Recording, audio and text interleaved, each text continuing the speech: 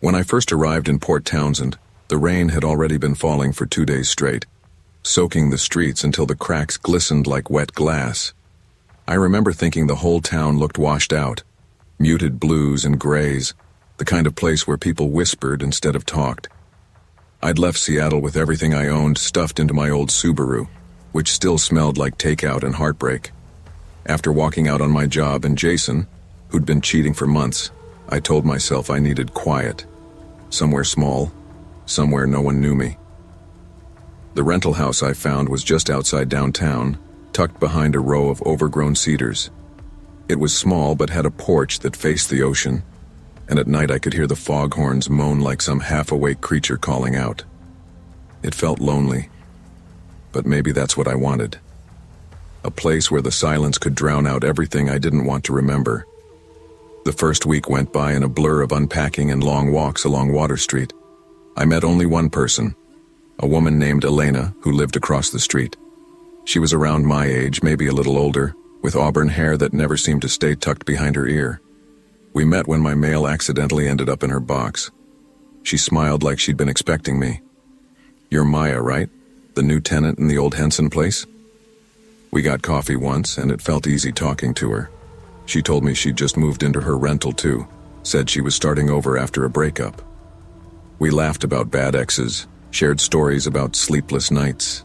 It felt nice to have someone nearby who understood that strange limbo between endings and beginnings. So when she invited me to a girls' sleepover the following Friday, I didn't hesitate. "It'll be fun," she said. "You've been cooped up too long. I'll make cocoa." That night I remember checking my phone before leaving. 7:40 p.m. The street was unusually quiet, and her porch light kept flickering like it couldn't decide whether to stay on. That's when I saw him, a tall man standing near the hedges by the corner house. He wasn't moving, just staring. I thought maybe he was smoking, but there was no glow, no smell. When I mentioned it, Elena just laughed. "Oh, that's Todd. Old neighbor, kind of a night owl. He looks after the block." Inside, her place smelled faintly of damp wood and cinnamon candles. Boxes were stacked in the hallway, half unpacked. She had a way of making even clutter feel cozy. Blankets draped everywhere, fairy lights strung unevenly across the ceiling. We drank cocoa, watched some terrible romantic comedy, and talked until the kind of laughter came that makes your cheeks ache. But around 10, things started feeling off. A soft thud echoed from somewhere in the house, then a faint tapping at the back door. "Wind," Elena said quickly, not even looking up. A few minutes later, the old landline phone, which I hadn't noticed until then, rang once and stopped. No one called back. By midnight, Elena was asleep on the couch. I couldn't shake the feeling that the house was breathing differently, like something unseen had shifted in the walls. Then came the creak. Slow, measured steps from below. From the basement. I told myself it was pipes, or the old house settling. But when I opened the basement door, cold air rushed up like it had been waiting. And there, hanging on the fridge beside the doorway, was a photo I hadn't seen before. Elena smiling beside a man in a plaid shirt. The caption under it read, "Sarah and Todd, 2004. My chest tightened. Elena wasn't Elena. I shook her awake, heart pounding. "Who's Sarah?" Her eyes opened, glassy and strange. For a long second, she didn't speak. Then her lips curled into a small, almost pitying smile. "You weren't supposed to see that." The words didn't sound like hers, deeper somehow, colder. I backed away, my hand finding my phone, but before I could unlock it, she sat up, tilting her head. "Maya, don't make this weird. You were lonely. I just wanted company. I'm going home." "You are home," she said softly. I ran. The back door latch snapped when I pushed it, like it had already been broken. The wind hit me hard, cold and wet, and I sprinted barefoot across the street, pounding on the nearest porch until lights flicked on inside. The neighbor, an older woman in a robe, cracked her door open, eyes wide. I barely remember what I said, just fragments. "Friend," not who she says. "Someone in the basement." The police came within minutes. Their flashing lights painted the street red and blue, but the house across the street was dark, silent again. When they broke in, it was empty. No Elena, no furniture. Just a couple of sleeping bags on the floor, some empty cocoa packets and mail stacked on the counter addressed to Sarah Coleman. A detective, Stern, I think her name was, pulled me aside. "You're sure that's her name? Elena?" "That's what she told me." "There's no Elena on this block, but Sarah Coleman." She paused, flipping through her notebook. "She went missing in 2005, last seen right here on Cedar Hollow Lane." I stared at the house. It looked smaller somehow. Hollow. Then who was I with tonight? I didn't sleep that night. The police left around 3, promising to patrol the area. The old woman next door made me tea and let me sit at her table until dawn. She told me she'd lived here since the 80s and didn't remember anyone named Elena. "That house gets new renters every couple years," she said. "Never stays full long. People hear things." I wanted to leave the next morning, but my car wouldn't start. The mechanic said moisture had corroded something in the ignition. "A few days," he told me. "Shouldn't drive it till then." So I stayed, and the longer I did, the stranger things got. My porch light kept flickering at the same time every night. 7:40, the exact minute I'd gone to Elena's. Sometimes when I walked past her empty house, I swore I heard voices inside, faint and overlapping, like an old radio station caught between channels. One night I found muddy footprints near my back door, a man's size leading from the street straight to the steps. The police said they'd keep an eye out. They didn't find anything. By week's end, I started questioning myself. Maybe I'd imagined some of it. Trauma plays tricks. I even thought about calling my parents, but I could already hear my mother's voice. "You always rush into things, Maya. You never think." So I stayed quiet, until the day a letter showed up in my mailbox. No return address, just my name written in shaky ink. Inside was a photograph, the same one from Elena's fridge. Sarah and Todd, 2004. But on the back, someone had written in fresh blue pen, "You should have stayed inside." That night, I barely breathed. Every creak of the house felt deliberate. Around midnight, my phone buzzed, an unknown number. I shouldn't have answered, but fear makes you do stupid things. "Maya," a voice whispered. It was her. "Elena?" A pause. Then, "Don't call me that. They're watching." "Who?" "The one you saw by the hedges. He's not gone. Don't open your door." The line went dead. I called back. Nothing. When I ran to the window, fog had swallowed the street. I couldn't see her house at all, just the faint glow of my porch light still flickering. A loud thud hit my door. Once, twice. I froze. Then the sound of something dragging across the porch boards.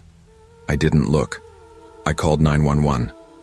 By the time they arrived, there was no one outside, but muddy footprints circled my house again, this time smaller ones beside them. "Animal," the officer said. "Probably raccoons. Raccoons don't wear boots."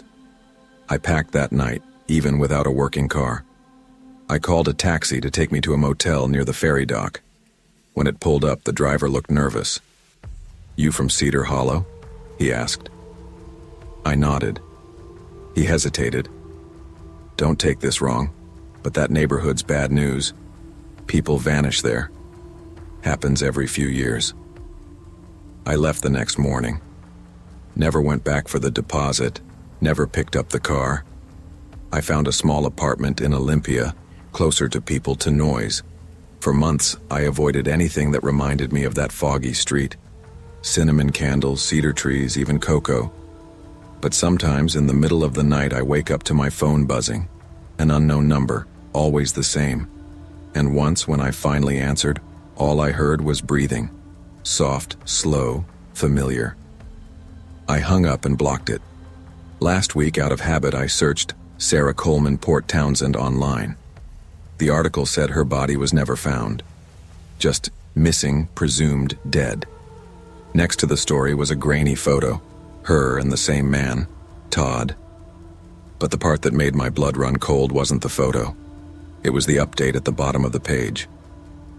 Case reopened after new witness reported seeing Sarah Coleman alive in 2019. That was the year I moved there.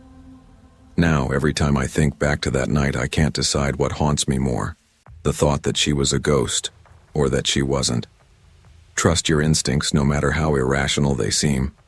Loneliness can blur judgment, and danger often hides behind the faces that seem the most familiar. Some doors once opened can never truly be closed. And sometimes the scariest monsters aren't ghosts at all, but people who look perfectly ordinary in the daylight. When I turned 26, I thought I was starting fresh. My long-term relationship had ended in a messy breakup that left me questioning who I was and what I wanted. My ex and I had lived together for 3 years in Phoenix, surrounded by noise, heat, and constant reminders of the life we thought we'd build together. After everything fell apart, I couldn't stomach staying in the same city.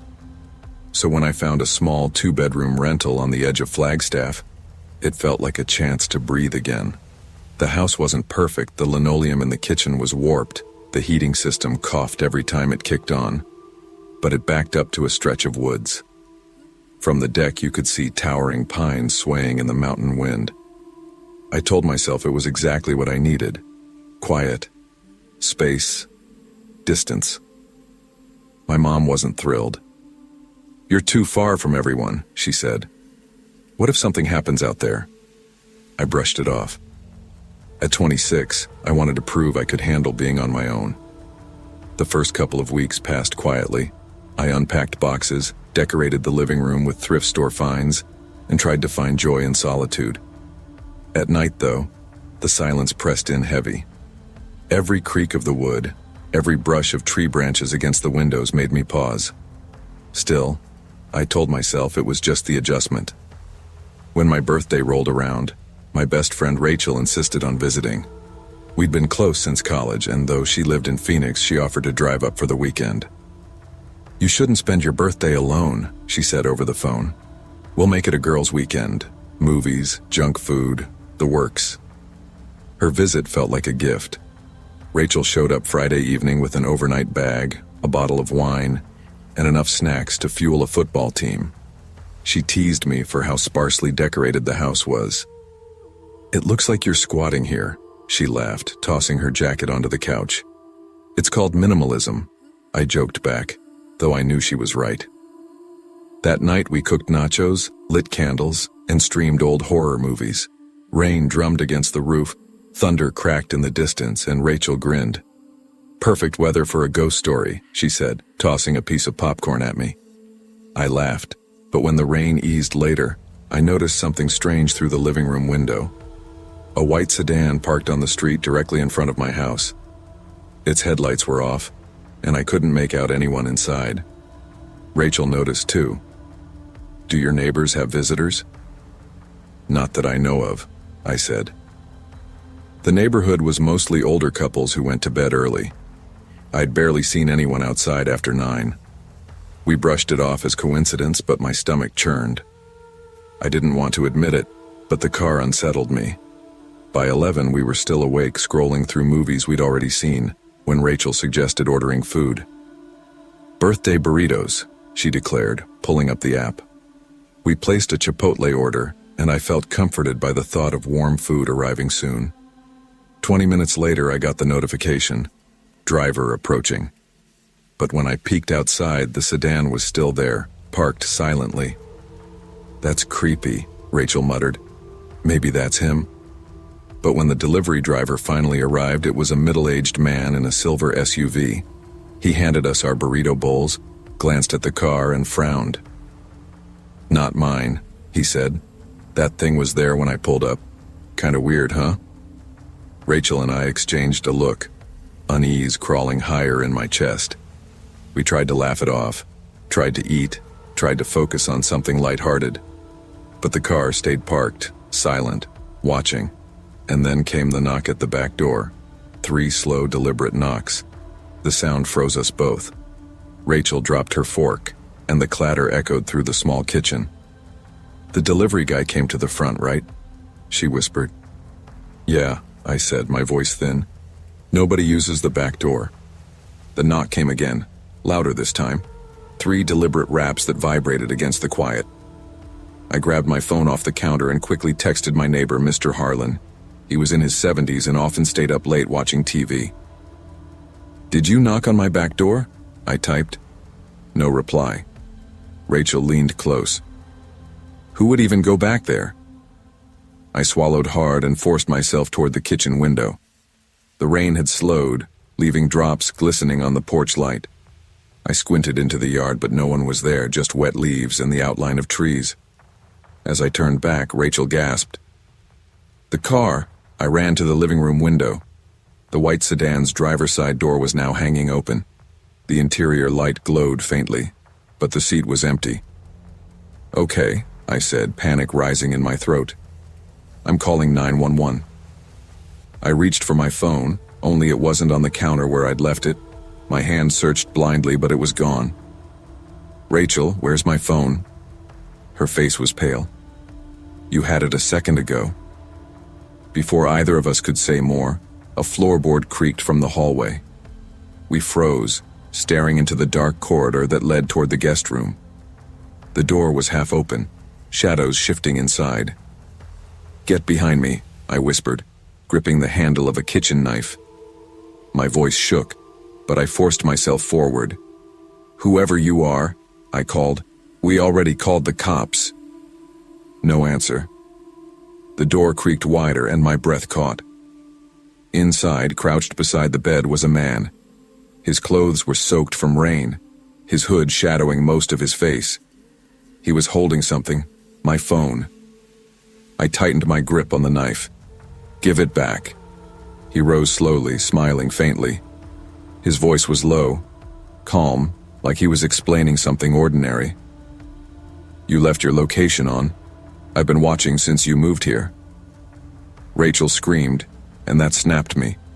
I swung the knife blindly and we bolted toward the front door. His boots pounded the floor behind us as I fumbled with the lock. Somehow, my shaking hands managed to twist it open, and we spilled onto the porch, barefoot, rain soaking our clothes. We sprinted across the street to Mr. Harlan's house, pounding on his door until he opened it, startled and confused. By the time the police arrived 10 minutes later, the man and the sedan were gone. But muddy boot prints stretched across my living room floor, proof that we hadn't imagined a thing. The police were kind but detached, like they'd seen too many stories like mine. They took our statements, checked the house, and found my phone tossed into the backyard with the battery removed. "It looks planned," one officer said, jotting notes. "Could be someone casing the area." Rachel didn't sleep that night.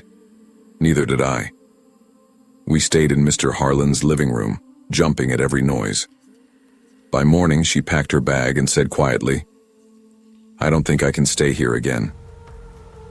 I didn't blame her. For the next week, I tried to pretend life was normal.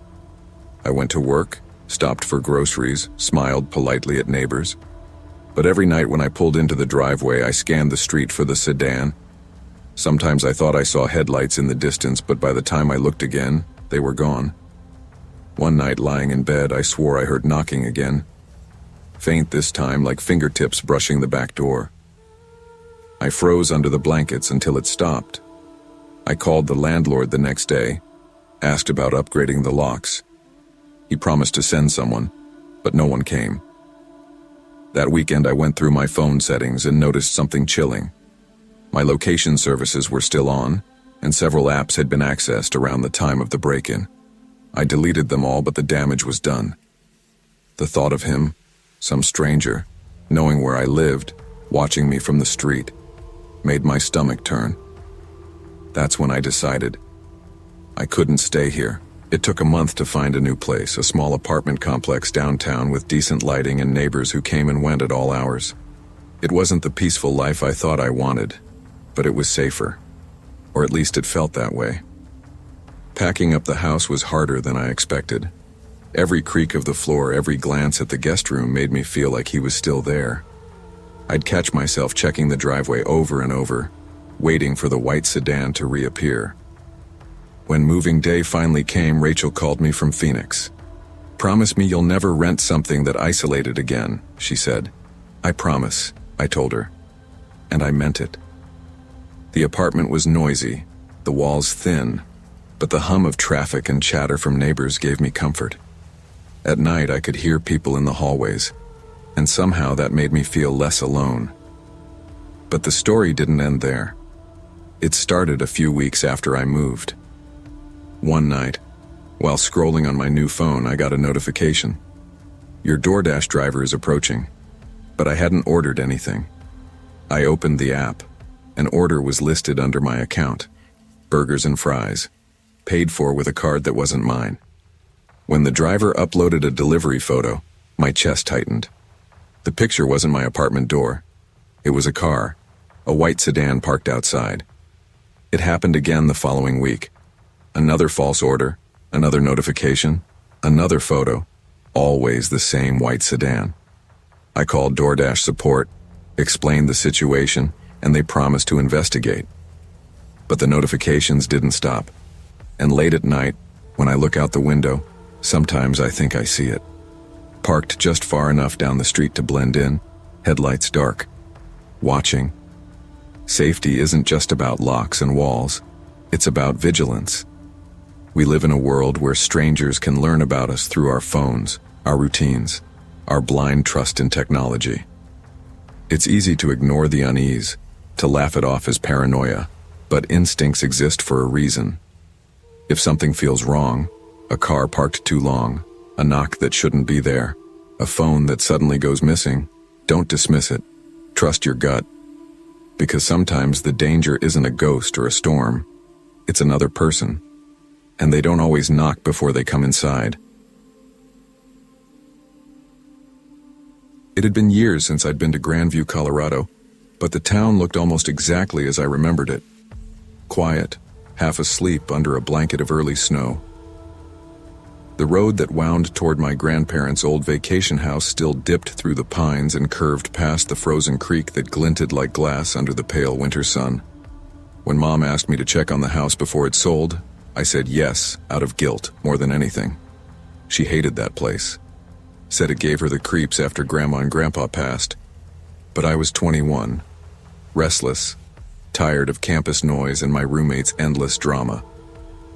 A weekend alone sounded like therapy.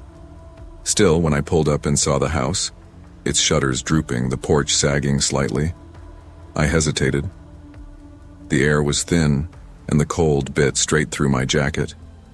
I unlocked the door, half expecting the musty smell of neglect, but what hit me was something else. Familiarity. Cedar, old perfume, dust. Like time had frozen when they died. I walked through each room slowly, touching the walls, the furniture. Everything was just as they'd left it. My grandma's knitting basket sat beside the armchair, half-finished scarf still dangling from the needles. The clock above the fireplace had stopped at 4:23. I told myself I'd stay only the weekend. My best friend Nora was driving up that evening. We'd ordered pizza, packed some cheap wine coolers, and planned a sleepover getaway. By the time she arrived, dusk had settled over the valley. Her headlights carved streaks through the fog. She got out, stamping snow from her boots, and grinned. "You sure this isn't the opening scene of a horror movie?" "Don't jinx it," I said. Inside, the house groaned with every step, the old wood expanding against the cold. We unpacked in the living room, turning on a space heater that sounded like it might explode. There were still framed pictures on the wall, family trips, birthdays, Grandpa fishing at the creek. Nora pointed to one photo, glass cracked diagonally across Grandma's smile. "That's unsettling," she said. "Probably fell at some point," I replied, but I didn't touch it. That night we drank, laughed, and flipped through old photo albums. For a moment it almost felt like being kids again, when everything scary was pretend. But as I went to bed I caught myself glancing at the hallway mirror. My reflection lingered a little too long before fading into darkness. Saturday morning came gray and silent. Snow drifted lazily outside.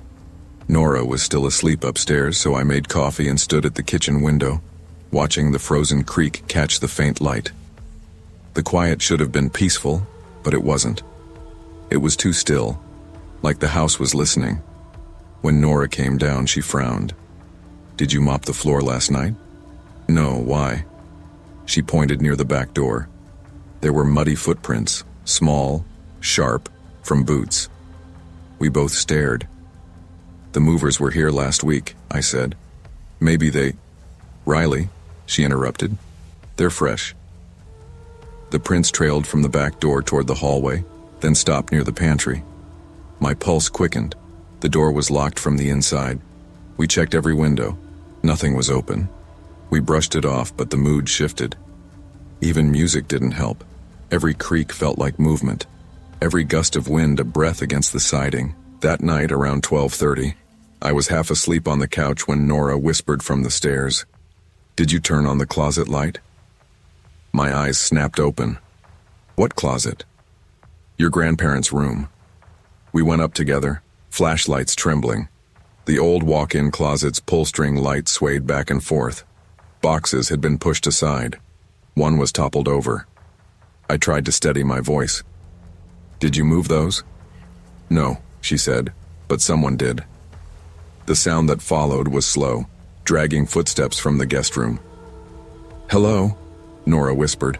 No answer, just another creak, closer this time. We backed toward the stairs. My heart hammered so loud I could barely breathe. Then a shadow glided across the hallway mirror, tall, unmistakably human. I grabbed Nora's wrist. "Run!" We flew downstairs. Halfway to the front door, the basement door slammed open behind us, and then, clear as if whispered right beside my ear, "Don't leave again." We didn't look back. We ran barefoot into the snow. The neighbor, Mr. Kelly, opened his door before we even reached the porch. We must have looked insane, barefoot, shaking, sobbing. He called the police immediately. When the officers arrived, they searched the house top to bottom. No sign of forced entry, no footprints outside except ours. But in the basement, under the stairs, they found something that made my stomach drop. A nest, blankets, food wrappers, an old pillow, half-eaten canned beans, a phone charger plugged into the wall, and worse, photographs, dozens of them, printed out from my social media, pictures from college, from nights out, from my dorm, all taped neatly to the underside of the stairs. The detective's voice was calm, but clipped. "Looks like someone's been living here for a while. Probably came in through the crawl space, maybe when the house was first listed online." Nora and I sat on the couch, wrapped in blankets, silent. I couldn't stop picturing that shadow. The whisper, "Don't leave again." I told them about it, but they said it was probably an echo or the house shifting. I knew what I heard. The officers stayed until sunrise. They said we were lucky he wasn't still there. I wasn't so sure. Back home in Denver, I couldn't sleep. Every creak of my apartment made me jump. I'd wake up convinced someone was standing just outside my door. Mom tried to reassure me. "It's over, honey. The house is being sold next week." But it didn't feel over. The police never found him. No fingerprints, no ID, no trace of who he was. Nora stopped talking about it altogether. I think she wanted to pretend it never happened. A month later, I got a package in the mail. No return address. Inside was a single photograph, one of me and Nora laughing on that first night at the Grandview house.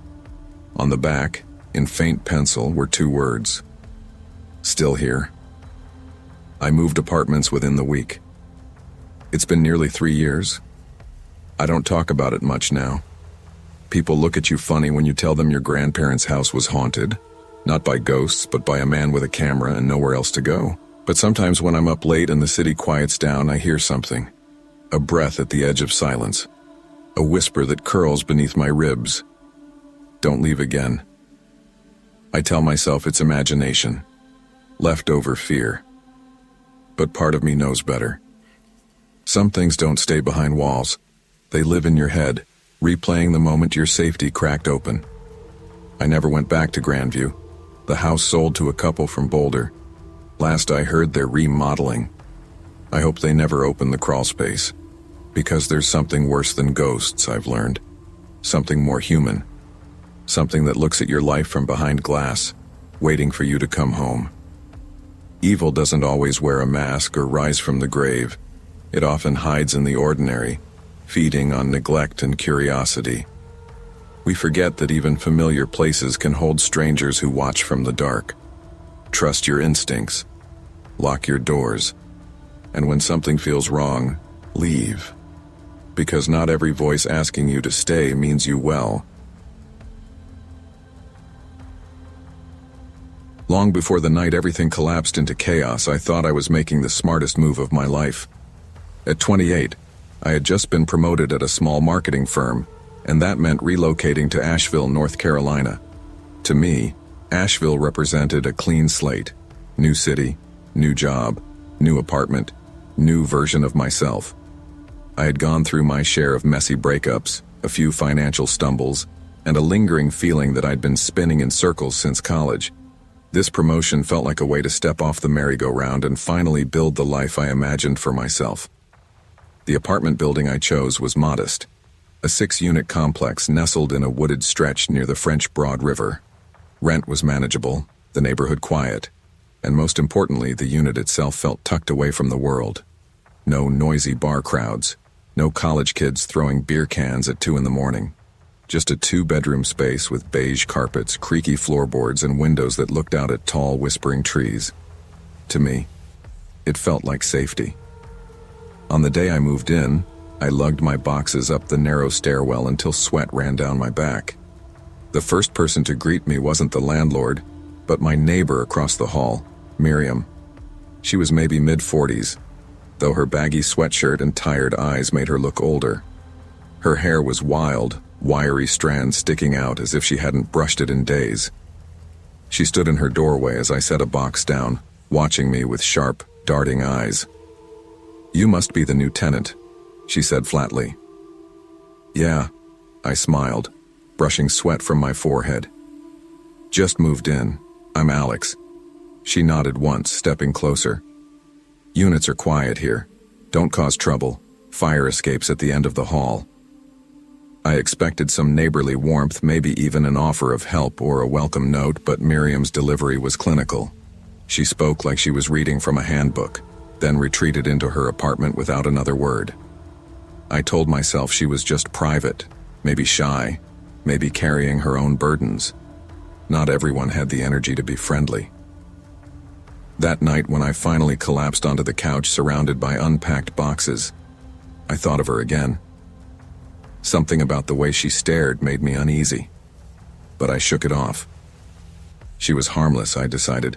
Just one of those quirky neighbors every apartment building seemed to have. Still, as I drifted off to sleep, I couldn't help but hear faint noises through the walls. Soft thuds, almost like tapping, coming from Miriam's side. I told myself it was pipes or the building settling, but deep down I felt the first sting of suspicion. A few weeks later, life settled into a rhythm. Work kept me busy, evenings were quiet, and my apartment became a space I was proud of. But Miriam remained a constant presence. Every morning as I left for work, she seemed to be there in the hallway. Every evening when I returned, I caught glimpses of her door cracking open, her pale face visible for a moment before vanishing. One Friday night, my best friend Derek came over for what we half-jokingly called a sleepover. We had been close since high school, and both of us worked long hours. Every few months, we'd load up snacks, video games, and cheap beer and spend a night like we were kids again. "Man, this place is tiny but cozy," Derek said, flopping onto my couch with a grin. His backpack of games thudded against the cushions. "Tiny is fine," I laughed. "Less to clean. Plus, no one above us. Just don't get me evicted tonight." We were halfway through our first game when faint knocks came from Miriam's side of the wall.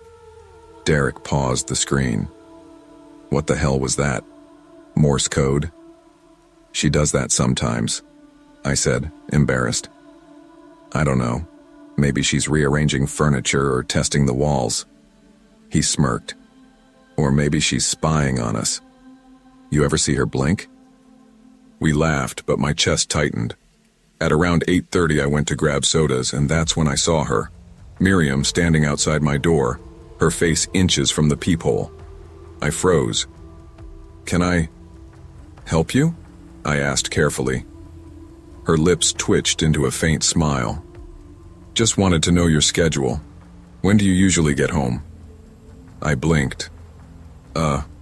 Depends. Work hours, mostly. She nodded like I'd given her something valuable. Good to know. Then she shuffled back into her apartment without another word. When I closed the door, Derek raised an eyebrow. Dude, that is not normal. I laughed nervously. Yeah, she's weird but harmless. Or so I told myself. The weeks rolled on, and Miriam's questions multiplied. She asked me when I worked late. She asked who visited me. She asked if Derek was planning to come back soon. Each interaction left me unsettled. That Friday night, Derek came again, determined to keep the mood light. We popped popcorn, stacked empty soda cans on the counter, and drowned ourselves in movies. But at 9:15, I noticed something strange. The front door was cracked open. Derek, did you unlock this? I whispered. He shook his head, eyes narrowing. We approached slowly. The hallway beyond was empty, but shadows seemed to shift inside my apartment. My stomach knotted. Then I saw her. Miriam, standing by my bedroom door, holding a kitchen knife. Her face was blank, eyes hollow, her grip tight on the handle. What the hell are you doing in my apartment? I shouted. She didn't answer. She stepped forward instead. Adrenaline took over. I grabbed the nearest lamp and swung hard, knocking the knife from her hand. Derek lunged forward, tackling her to the ground. She writhed, silent but strong. My hands shook as I dialed 911, shouting for help. The police arrived within minutes.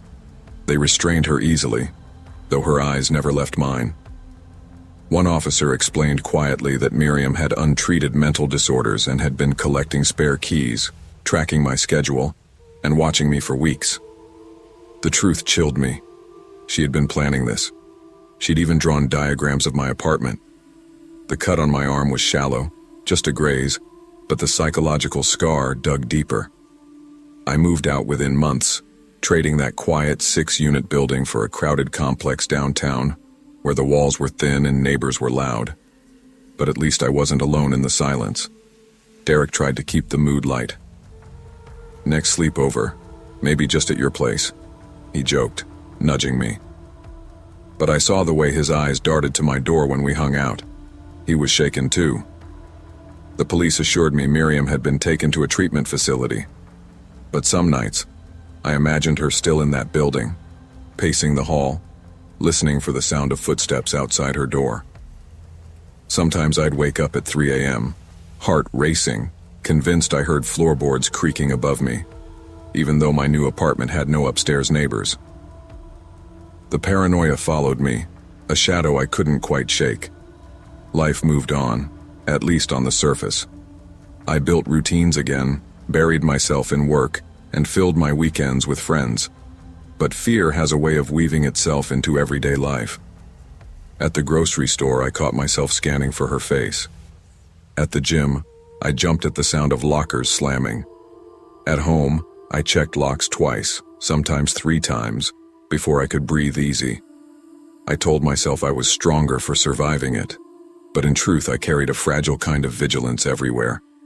I remembered her expressionless face, the blank way she stepped toward me with the knife. I remembered the knocks on the wall, the endless questions, the slow encroachment on my privacy until it shattered completely. One night, months later, I sat alone in my living room. The lamp cast a warm glow across the floorboards, and the world outside was quiet.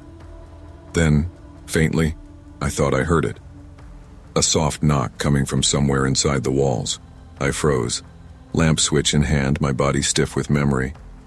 And though logic told me it was nothing but pipes or settling wood, part of me still waited for Miriam's shadow to return. Evil doesn't always arrive with a bang. Sometimes it comes quietly, through small questions, strange habits, and boundaries slowly crossed. Trust your instincts when something feels off. Be kind, yes. But never ignore the voice inside that warns you to protect yourself. Because safety, once lost, is harder than anything to regain. When I think about that night, I still taste rain on the air, metallic and sharp like the edge of something I didn't see coming.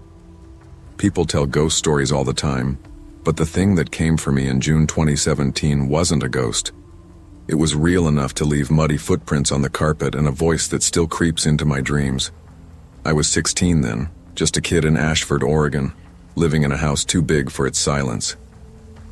We moved there after my dad got a promotion at the mill. The house was old, 2 stories, surrounded by pines so tall they scraped the clouds. It creaked constantly, like it was tired of standing. My mom said it had character. I thought it had secrets. Every door squealed when opened. The attic stairs groaned like someone was up there even when nobody was. Our dog Jasper wouldn't go near my room. He'd stand in the doorway whining, staring past me like he saw something behind my shoulder. I tried not to think about it. You get used to weird sounds in old houses. You tell yourself it's wind or pipes or raccoons, anything but the idea that you're not alone.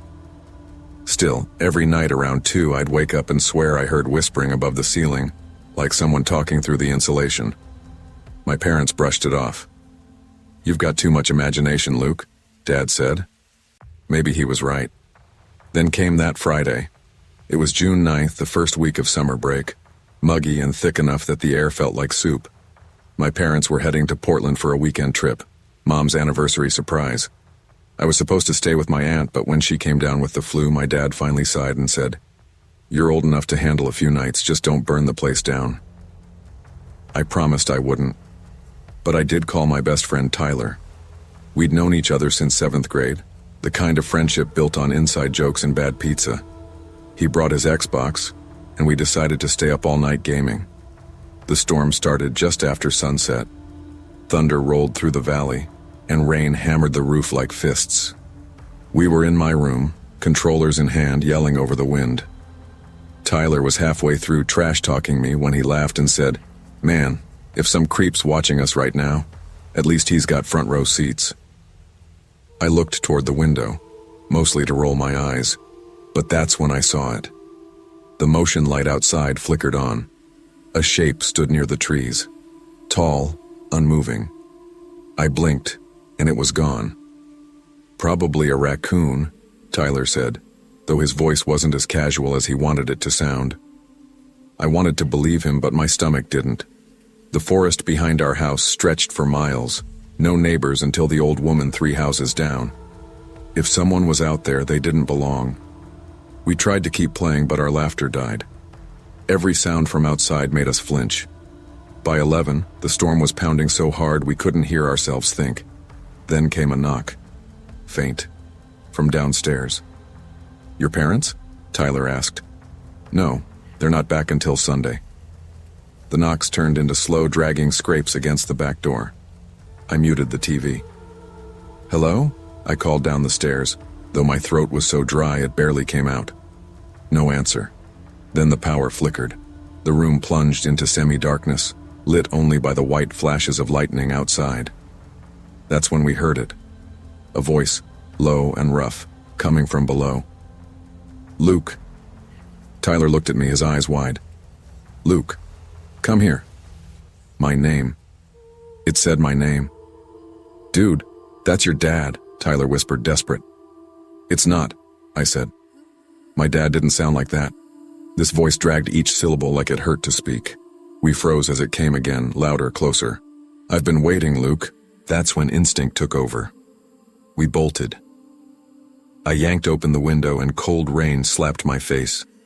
Tyler climbed out first onto the porch roof, slipping on the slick shingles.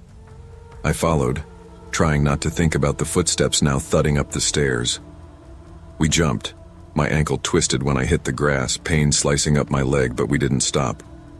We ran barefoot through mud and puddles toward Mrs. Callahan's porch light. I pounded on her door until she appeared in a nightgown, eyes wide with confusion. "What on earth?" she began, but I just gasped. "Someone's in my house." The police came fast, small-town perk.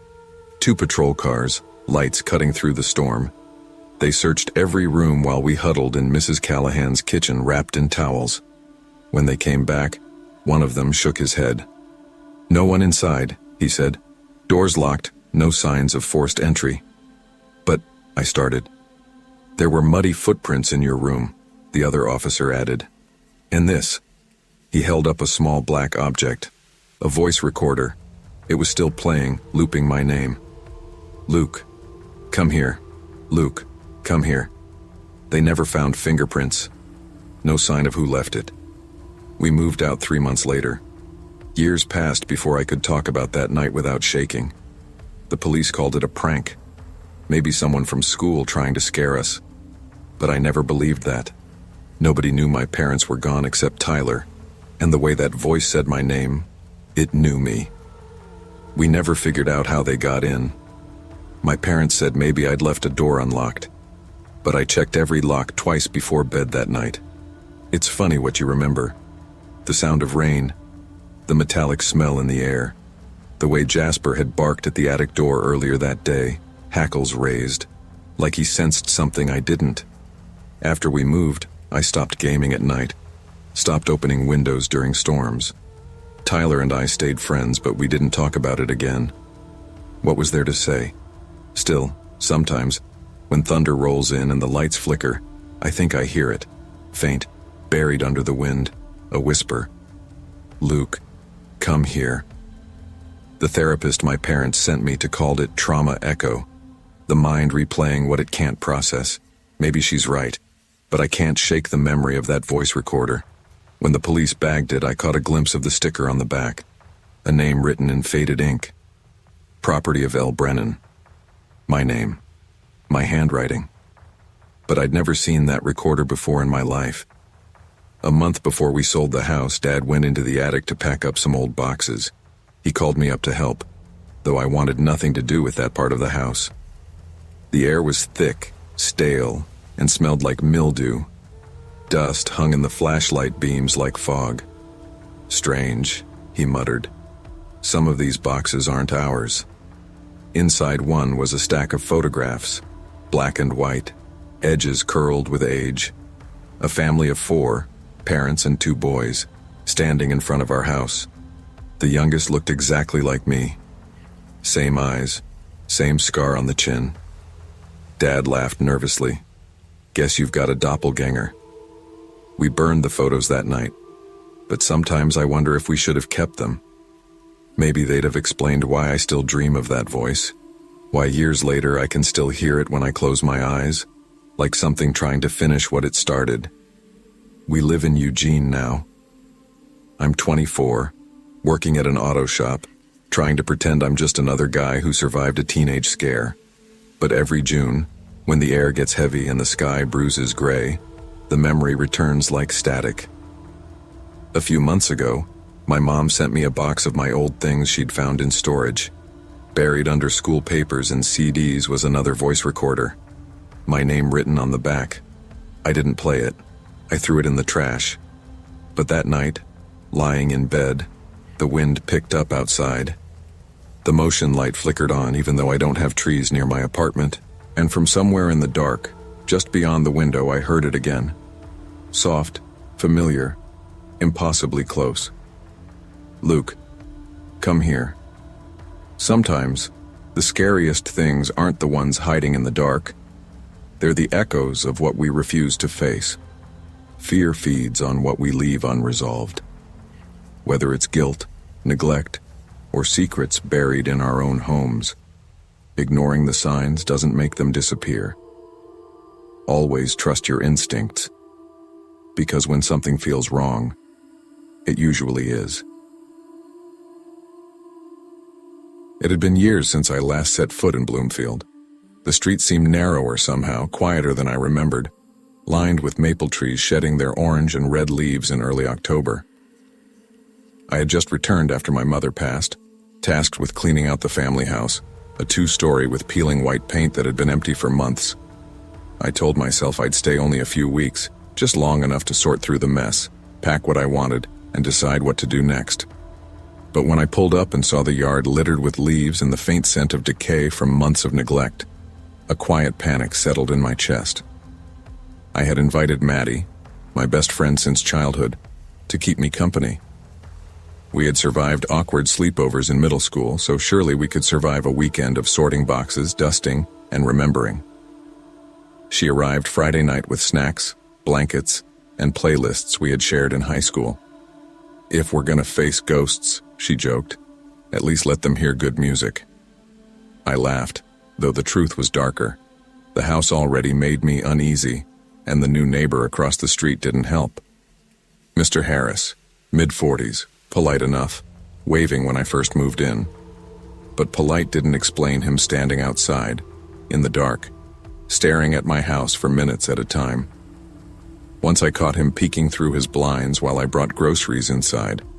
He ducked away so fast I almost thought I'd imagined it. I tried to chalk it up to small-town weirdness, but every evening, I double-checked the locks. Maddie noticed him too. While we were unpacking boxes and heating pizza, she murmured, Claire, your neighbor's been standing out there for 5 minutes, just staring." I didn't argue. "He's been doing that all week. Maybe he's lonely," I said. "Lonely doesn't mean creepy," she countered. The delivery guy arrived just then, and Mr. Harris disappeared, as though he'd never been there.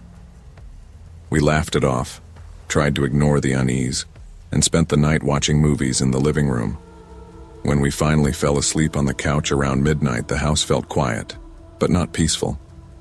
The sound of rain tapping against the windows was sharp, like someone else was listening too. I woke at 2:17 a.m. to a faint creak upstairs. Maddie was still asleep, and the glow from the TV gave the room an eerie pallor. I held my breath, listening. Another creak, then a slow, rhythmic tapping from the hallway above. "Maddie, wake up," I whispered. "What?" She mumbled, half asleep. "Someone's upstairs," I said, my voice shaking slightly. She blinked. "Probably the house settling." "No," I said firmly. "That's not the house. Those are footsteps." The hallway above seemed to stretch, 1, 2, 3 soft creaks, then silence. My stomach dropped. I reached for my phone, dialing 911, keeping my voice low. "There's someone in my house," I whispered to the dispatcher. "Stay on the line," the operator said. "Can you see the person?" Before I could answer, a shadow moved in the reflection of the TV, on the staircase landing, still and watching.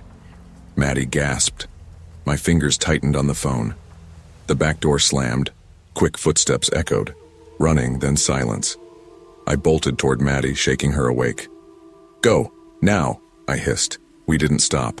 Barefoot, we ran through the cold, crunchy leaves across the yard, pounding on a neighbor's door. Police arrived within minutes. Mr. Harris was nowhere in sight. The officers searched the house. Every window and door was locked. There were no signs of forced entry, except one thing.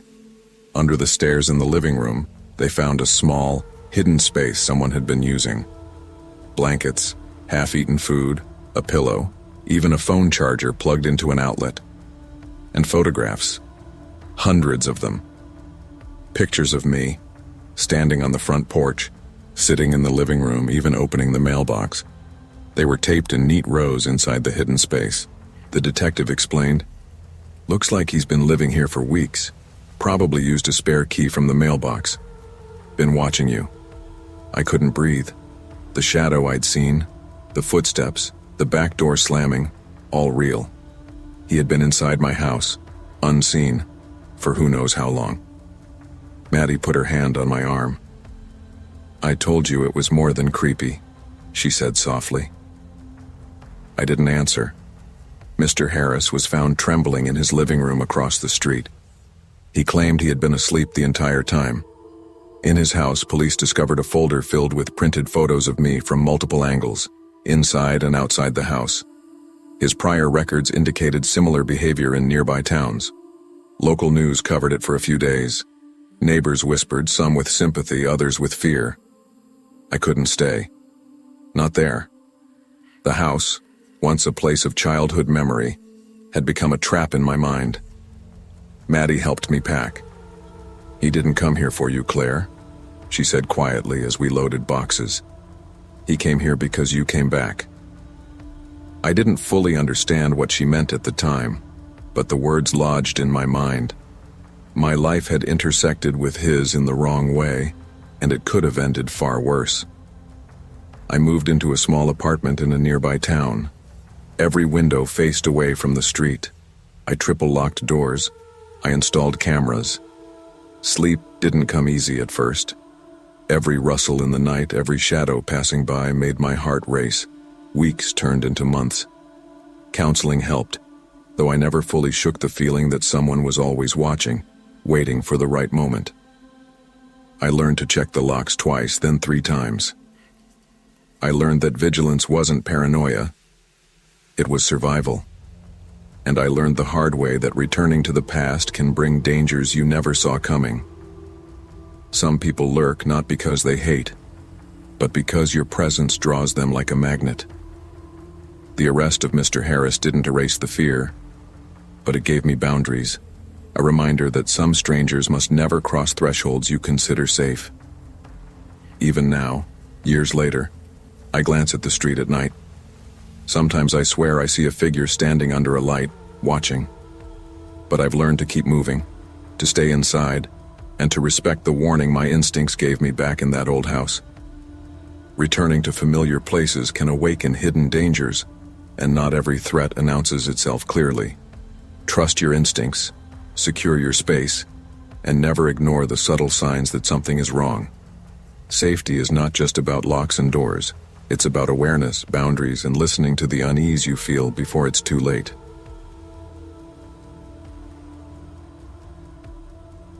When I was 24, I thought I knew everything. Not about the world in any deep way, but about myself. I'd just graduated from a technical program. I had a steady enough job at a hardware store, and my uncle had left me something priceless, his old countryside home outside Portland, Maine. Rent-free. A whole place to myself. When the lawyer handed me the keys, he said, "It's a little drafty, but it's solid. Been in your family a long time." Solid. That's what I thought too the first time I walked in. The place smelled faintly of cedar and dust, like an attic that had been sealed too long. The wood floors creaked under every step, the kind of creak that made you feel the history of everyone who'd walked across them before. The wallpaper was faded and curling in spots. The kitchen cabinets were painted avocado green like something out of the 70s, and the upstairs guest room had a window that looked out on the snowy pines. It was a house that belonged to the kind of man my uncle was. Quiet, solitary, a man who liked his whiskey neat and his evenings silent.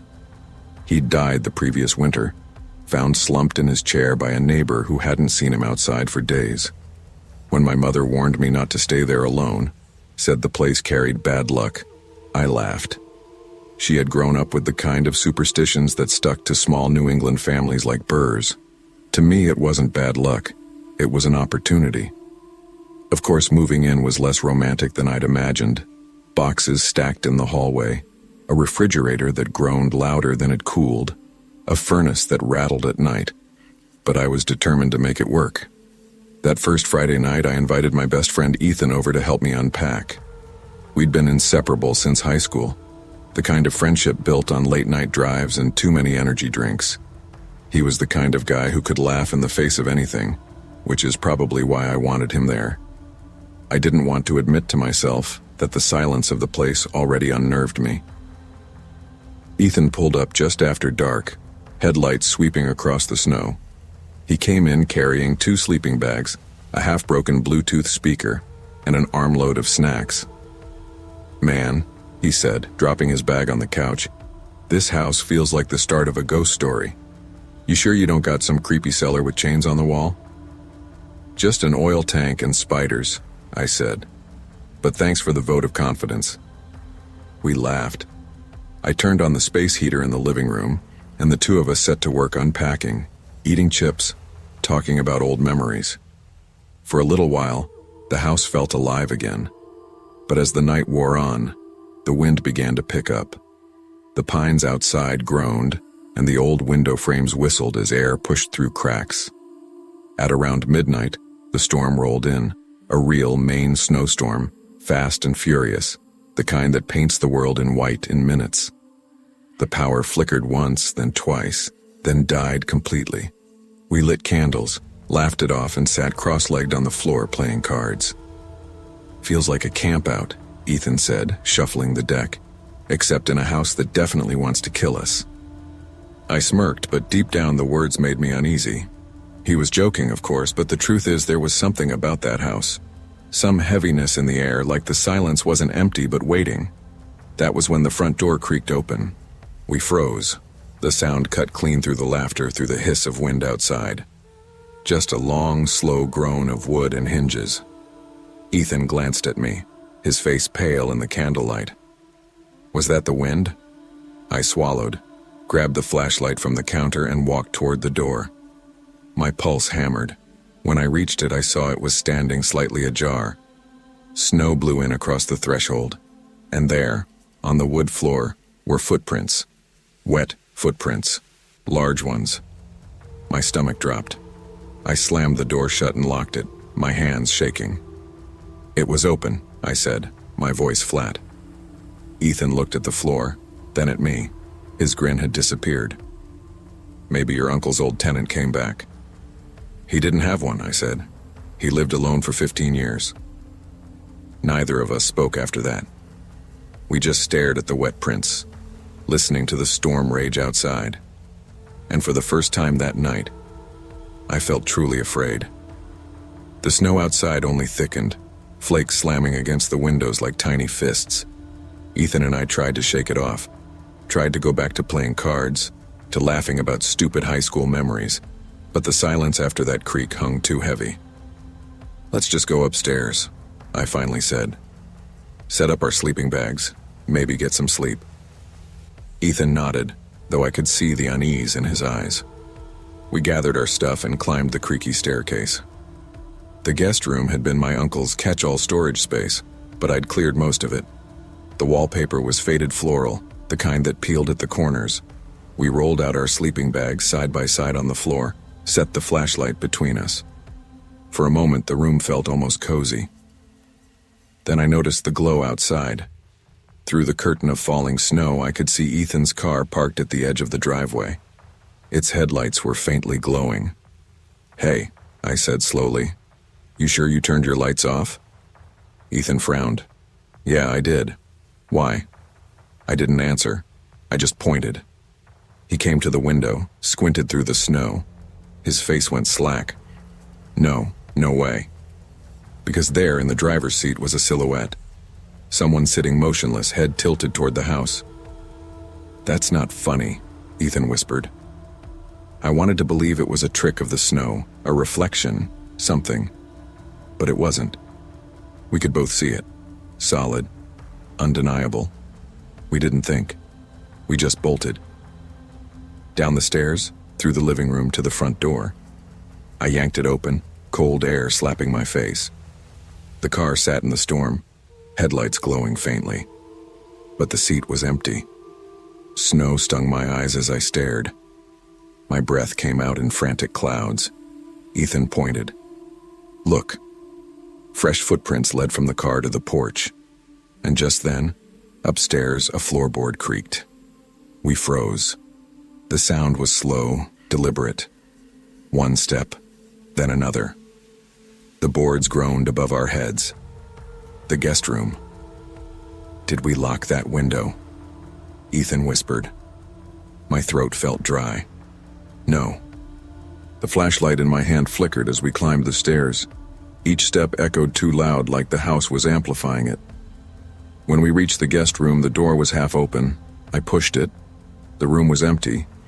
Empty, except for Ethan's backpack, now sitting upright against the bed. He hadn't moved it there. Before either of us could speak, the closet door clicked. Slowly, it opened. A man stepped out. He was tall, soaked in snow, his black coat dripping on the carpet. His face was half hidden by a torn ski mask, and in his hand he held a crowbar. He didn't speak, just tilted his head like he was choosing. Ethan threw the flashlight at him. The man flinched, just for a second, but it was enough. We bolted, down the stairs through the living room to the back door. My hands fumbled at the lock as his boots pounded behind us. We burst into the storm, barefoot, snow biting our skin, and sprinted across the road to the neighbor's porch. I hammered on the door until lights flicked on inside. By the time the police arrived, the man was gone. But what they found chilled me more than seeing him face to face. Under my couch, they pulled out rope, a roll of tape, and when Ethan checked his jacket, his spare car key was missing. He hadn't just walked in that night. He'd been planning something longer. Ethan left town not long after, moved to Boston for work. He didn't say it outright, but I knew the real reason. He couldn't sleep in Maine anymore, not after that. Me? I stayed. Rent-free meant more than comfort. It meant survival. I was too broke to walk away. But the house changed. Nights grew heavier, the silence thicker. Even after the police boarded the windows, I'd hear footsteps upstairs. Slow, deliberate. Sometimes I'd wake to find wet footprints by the guest room door. The cops told me it was old water damage. These houses settle weird, one of them said. But I knew better, because I never unlocked that door again. Weeks passed. Snow gave way to muddy spring. Friends stopped visiting. My mom begged me to leave, but I couldn't. Still, I felt watched. I'd walk into the kitchen and see the curtain sway like someone had just brushed past it. I'd wake in the night to hear the faint sound of boots on wood. Once, I came home to find the back door standing open. The police found nothing, but I never found my peace. The night with Ethan became a scar that wouldn't close. Even after I finally left the house that summer, I carried it with me. Every creak of a floorboard in a new apartment, every hum of silence at 3 a.m., it all dragged me back. And sometimes when I dream, I still see him, the man in the mask, waiting in the closet. Sometimes we convince ourselves we're safe just because the doors are locked, the windows are boarded, and the world outside feels distant. But danger doesn't always break down the front door. It waits in the quiet, studies our routines, and finds the cracks we refuse to see. Trust your instincts. Never ignore the small warnings, and never assume you're alone just because you can't see anyone. When I first moved to Boulder, I thought I'd finally escaped the weight of everything that had been dragging me under. I was 27, starting fresh after a bad breakup that had eaten the last 2 years of my life. My sister had left for Europe. My parents had split and were embroiled in their own dramas. And I had spent too many weekends hiding under blankets with Netflix and takeout. So when I landed a tech job downtown, it felt like a lifeline. A modest townhouse near the edge of the city seemed like exactly what I needed. Quiet, simple, and mine. The place wasn't fancy. 2 floors, thin walls, creaky stairs, and a backyard the size of a postage stamp. But after years of living in apartments, having no one above or below me felt like a luxury. I decorated in small bursts, mostly thrift store finds and hand-me-downs from my sister. By October, it had started to feel like home. Still, the loneliness clung to me. Nights were quiet, too quiet, and I often found myself scrolling my phone just for the sound of someone else's voice. That's why, when Olivia called one Thursday insisting on a sleepover weekend, I agreed before she'd even finished the sentence. Olivia had been my anchor since college, the one person who could drag me out of my own head. "I'm serious," she said on the phone. "You've been in Boulder 3 months and you've turned into a hermit. I'm coming over Friday night. We're doing a full weekend, snacks, movies, everything." "I'm not a hermit," I protested, though I was a little. "But fine, bring the good chips." Friday came fast. By 5:30, we'd unpacked her overnight bag, dumped snacks on the counter, and built a makeshift fort of blankets and fairy lights in my living room. Olivia curled up on a pile of pillows, sighing happily. "This is the comfiest fort ever," she said. "It's either this or the couch," I laughed, and my couch is basically a plank. It felt almost normal, like college again, like a time before things got complicated, but normal didn't last long. Just as I went to close the blinds, I noticed a white envelope taped to my front door handle. At first I thought it was a flyer, but it was thick, and my full name was written on the front in looping cursive. Who would leave a letter at this hour? I muttered. Olivia crawled from the fort, peeking. Maybe a neighbor. I tore it open. Inside was a single note, handwritten in the same neat cursive. I've been watching you. We need to meet tomorrow at 9 p.m. Don't be late. The words felt heavy in my hand. My stomach sank. Olivia. I showed her the note. Her brow furrowed. Well, that's creepy. Do you know who it is? No idea. Could be some prank, I guess. But something about the handwriting, its precision, its deliberateness felt too personal, too intimate. We tried to shrug it off. We piled into the fort with sodas and popcorn, flicked on a movie, and pretended not to think about the envelope. But every time thunder rattled the windows, I felt my shoulders tighten. At 8:15, I got up to refill our bowls. As I passed the sliding glass door that led to the backyard, I noticed it standing slightly ajar. Olivia, did you leave this open? I asked quietly. She shook her head. I locked it firmly, but a chill ran up my spine. Maybe it's nothing, I muttered, though my voice sounded hollow. By 10 o'clock, the storm outside had grown louder, wind clawing at the siding, rain hammering the glass. We decided to play board games, hoping the distraction would help.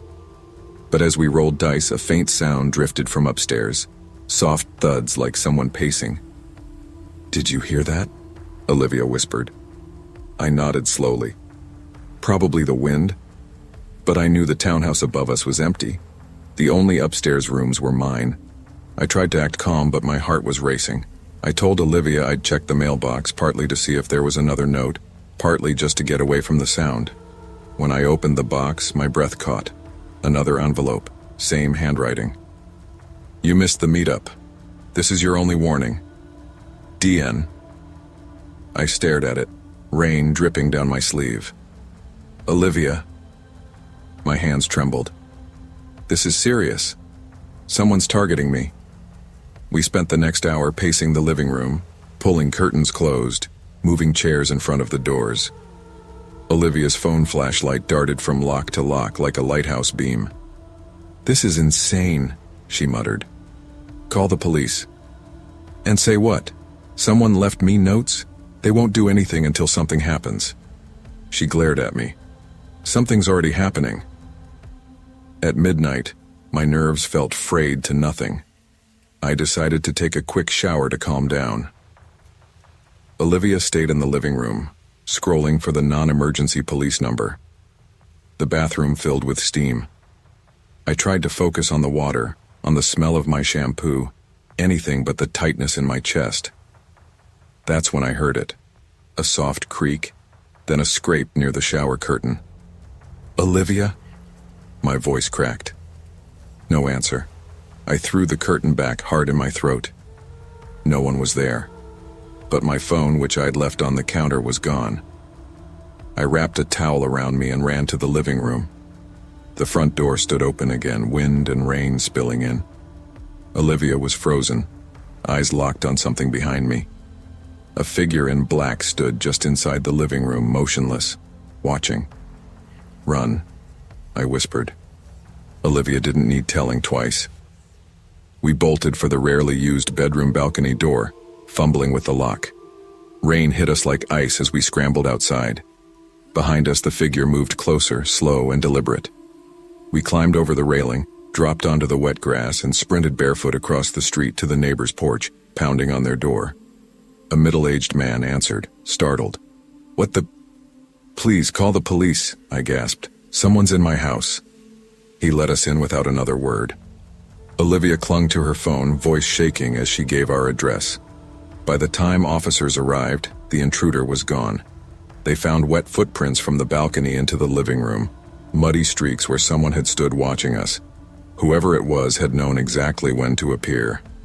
I told the police everything, the notes, the door, the figure.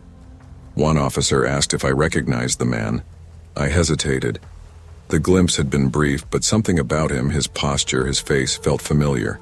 Like someone I'd passed downtown, but not a stranger. Olivia never stayed over again. I couldn't blame her. For weeks I slept with the lights on, doors double locked, a baseball bat within reach. The police never caught him. They logged the notes as evidence, dusted for prints, but nothing matched. Could be a stalker, one detective said. Could be a prank gone too far. But I knew it wasn't a prank. Whoever he was, he knew my name. He'd watched me long enough to know my routines. He'd planned the timing, the letters, the appearance. He wanted me afraid. Nearly a year later, the feeling hasn't left. Sometimes at night I wake to the sound of soft footsteps near the balcony. Sometimes out of the corner of my eye, I see a shadow where there shouldn't be one. I keep telling myself it's my imagination, that he's gone, that I'm safe. But when I think of that envelope, the precise handwriting, the way he stood there in silence while we escaped, I know he isn't done.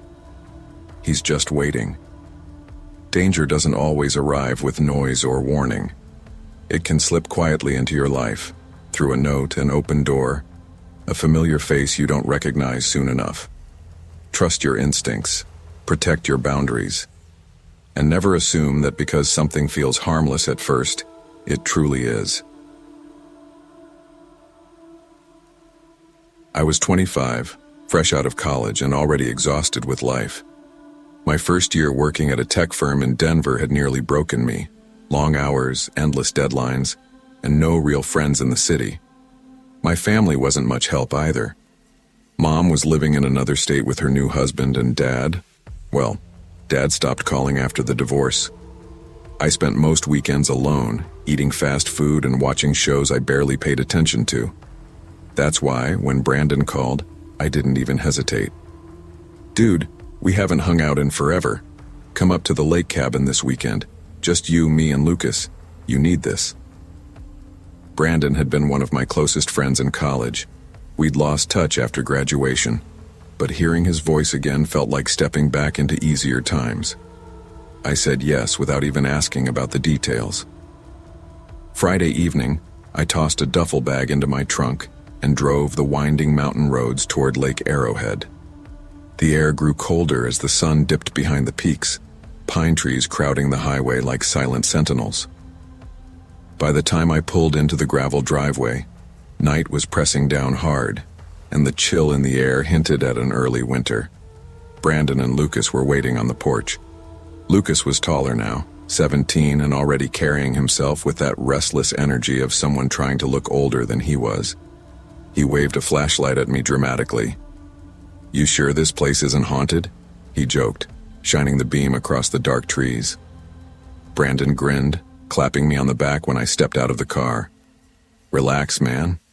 The only ghosts here are from Mom's terrible stories back in the 90s. The cabin looked like something out of a postcard. Wood paneling, smoke curling faintly from the chimney, a small deck overlooking the dark ripple of the lake below. Inside, it was warm, golden light bouncing off old furniture and shelves filled with books and board games. We wasted no time setting up our sleepover spot in the living room. Blankets draped over the sofa and coffee table, pillows piled high. Brandon called it the ultimate fort, and Lucas rolled his eyes but climbed in anyway. By the time we were playing cards and eating chips, it felt like being 16 again. Laughter echoing, thunder rumbling outside, the three of us tucked away from the world. Until the first knock came. It was subtle at first, a soft tap against the front door, almost swallowed by the storm outside. Still, it froze us mid-laugh.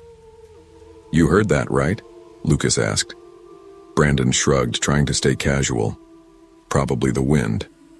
But when I walked over with the flashlight, the door was cracked open, just enough to let the cold seep in.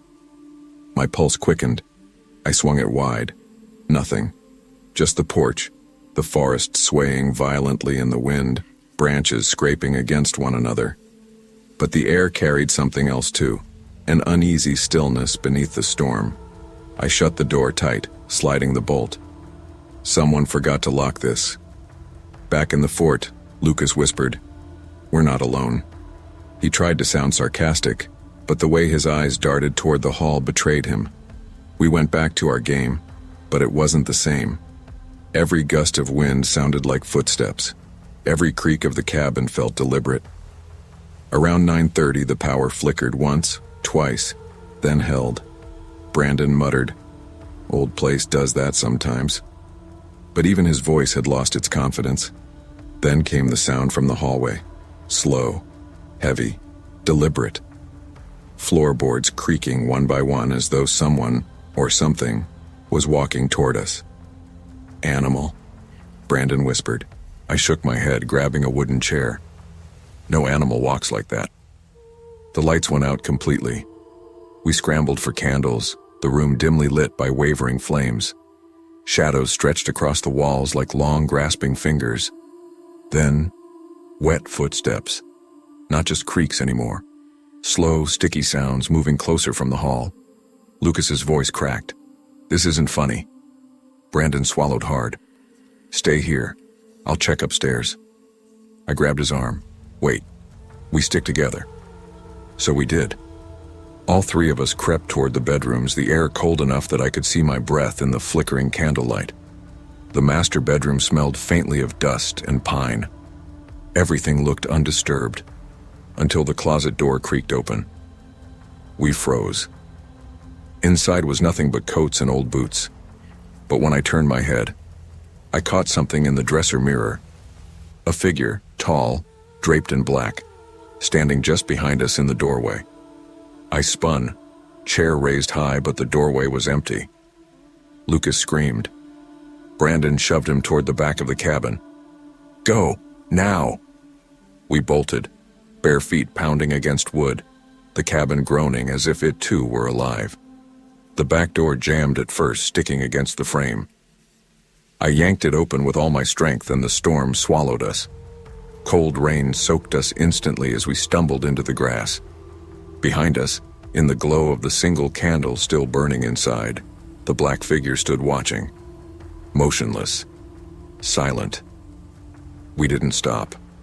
We ran across the yard into the woods, branches cutting our arms, mud slick beneath us. The neighbor's cabin came into view, a faint glow in the distance. We banged on their door until an older man answered, confused and alarmed. I barely got the words out. "Someone's in our cabin." He let us in, locking the door behind us. Brandon called the police. By the time officers arrived, the figure was gone. But muddy footprints marked the cabin floor, from the porch, through the living room, into the bedrooms, and back again. Nothing was taken. Nothing was broken. But someone had been there. Watching. Waiting. We never went back. Brandon's parents eventually sold the place, but sometimes he'd tell me late at night over the phone. I still see him, out there by the trees, looking at the lake. Lucas refused to talk about it. He pretended it never happened. As for me, I hear it still in the quiet hours of the night. The creak of floorboards that don't exist anymore. The whisper of wet footsteps just beyond the door. The worst part isn't that we don't know who or what was in that cabin. The worst part is knowing it wasn't random. He, or it, was waiting. And maybe still is. Evil doesn't always come crashing in with violence. Sometimes it enters quietly, testing the doors we forget to lock, listening for the silence between our laughter. Never ignore the uneasy feeling in your gut. Instinct is your first warning, and sometimes your only protection.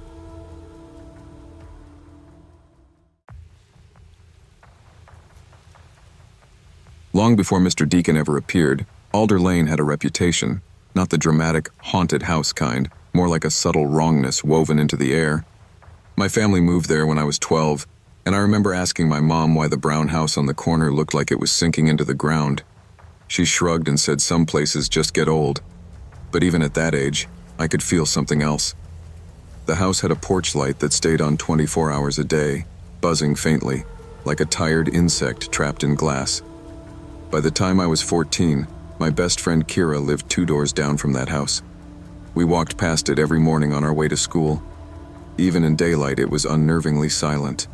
No birds on the gutters, no squirrels on the fence, just the porch light burning.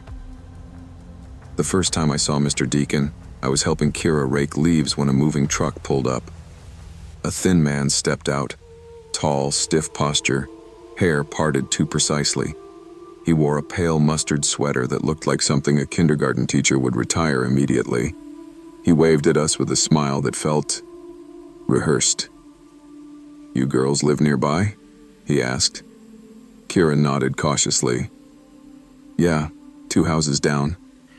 "Wonderful," he said, lingering on us longer than normal. "It's important to know who comes and goes." We exchanged a look. Adults didn't usually talk like that. Over the next few weeks, small things happened. Notes on people's doors about noise violations, Deacon measuring property lines with a tape measure, staring from his window like he was memorizing routines.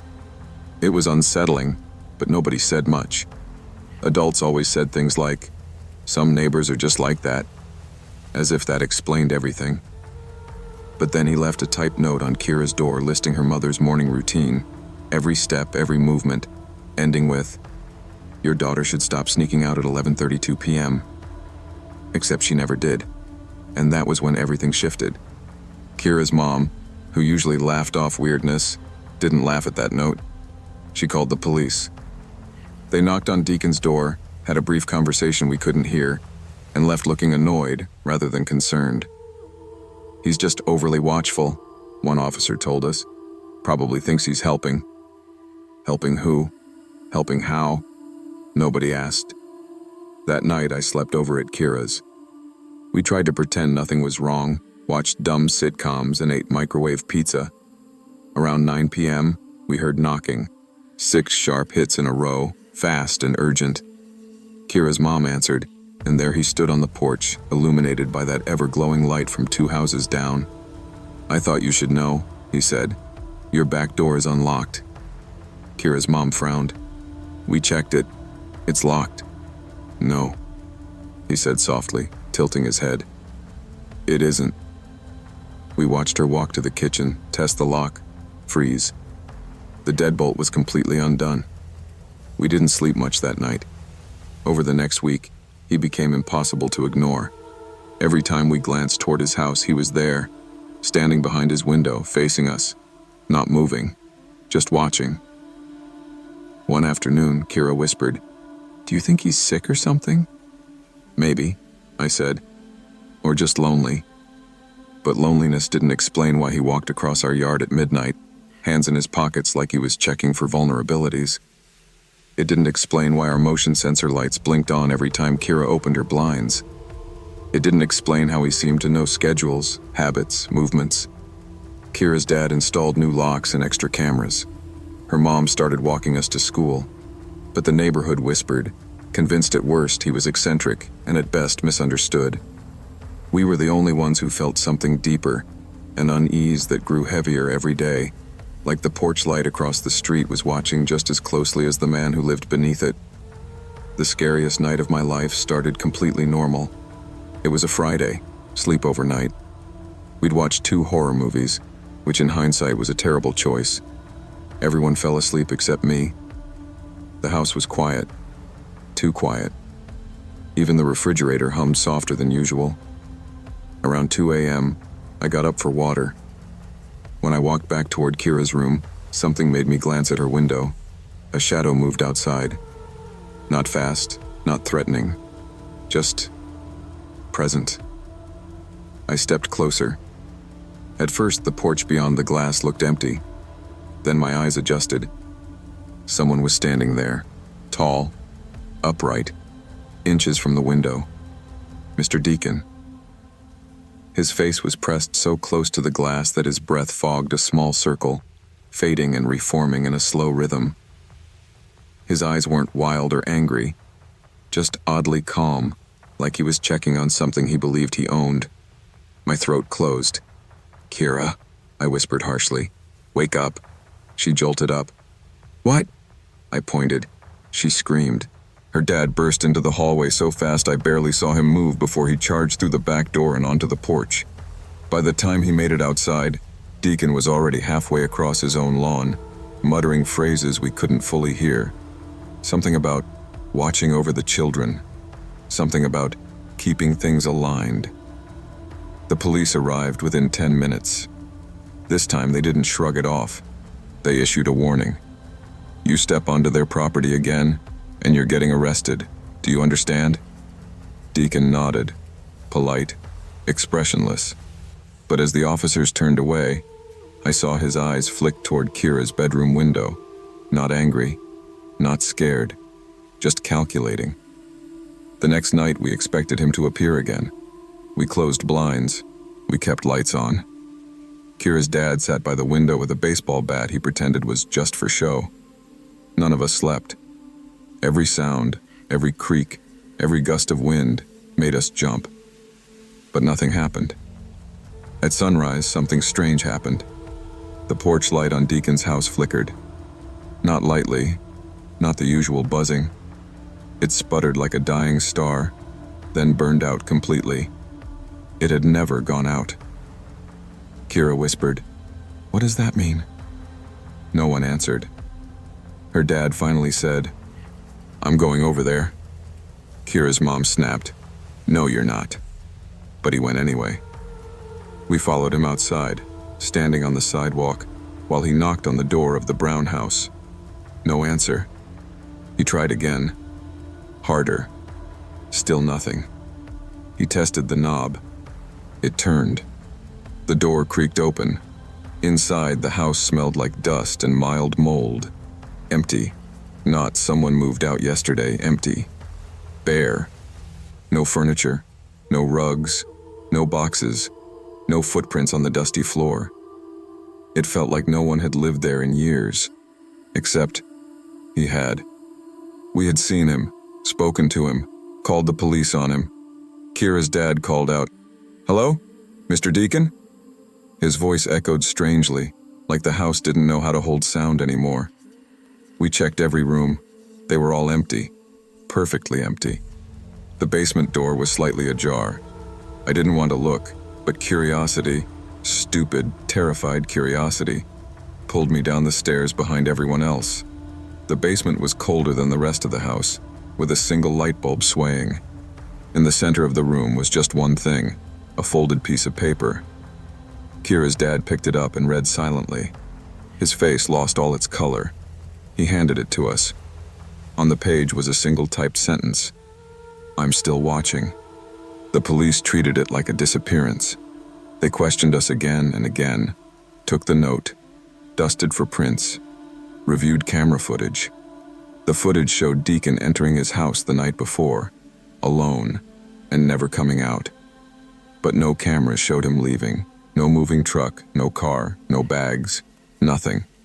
They ended up shrugging the whole thing off as a man choosing to leave suddenly. But none of us believed that. Life slowly crawled back toward normal. The porch light stayed dead. Kids rode their bikes past the house again. Adults stopped whispering about him. But for months, I felt the weight of that house every time I passed it. Like someone was still looking through the windows even when they were dark. 1 year later, Kira and I were having another sleepover. We were older then, 15 going on 16, but we still checked the locks. Still kept blinds closed at night. Around midnight, I got up for water. Old habit. When I walked past the window, I hesitated. The brown house sat in its usual darkness. Then, just for a second, the porch light flickered. I froze. "Kira," I whispered shakily. "Come here." She hurried up next to me, annoyed. "What?" I pointed. The porch light stayed dark.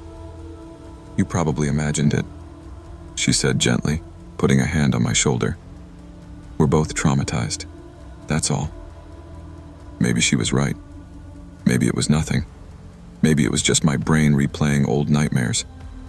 But sometimes, when we're outside late, walking home from the bus stop, talking about college applications or dumb crushes, we both glance toward that sagging porch. And every now and then, We swear we see that faint glow struggling behind the glass, like someone is still standing there, making sure we know he never truly left. Pay attention to your instincts, especially when something feels wrong. Ignoring subtle warning signs can be far more dangerous than overreacting.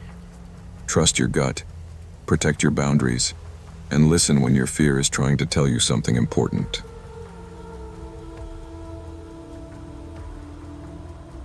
Before everything that happened at Lockridge Sanitarium, people at school already thought I was jumpy. I didn't go to parties. I double-checked my locker. I crossed the street when a car slowed down too long. It wasn't like I had some tragic backstory. I just noticed things. I always believed if something felt wrong, it probably was. But being cautious at 17 doesn't make you interesting. It makes you the paranoid kid who needs to loosen up. I think that's why I said yes when Nolan invited me for a sleepover. Nolan was the opposite of me. Loud, reckless, the kind of guy who tried to skateboard off roofs because he saw it once online. He lived on the outskirts of Thistlewood, past long stretches of farmland and crooked fences. His backyard ended where the woods began, and deep inside those woods sat the crumbling remains of Lockridge Sanitarium. Everyone in town knew Lockridge. Some said it closed because of fires. Others whispered about disappearances. A few said the place was cursed. My mom always said, "Old buildings collect stories when people don't." I believed her, mostly. That night, after hours of gaming, Nolan held up a ring of tarnished keys like he'd discovered buried treasure. "My uncle used to do security there," he said, jingling them. "He forgot these in a drawer. We could go look around, just a quick walkthrough." I stared at the keys, my stomach flipping. "Dude, Lockridge is condemned.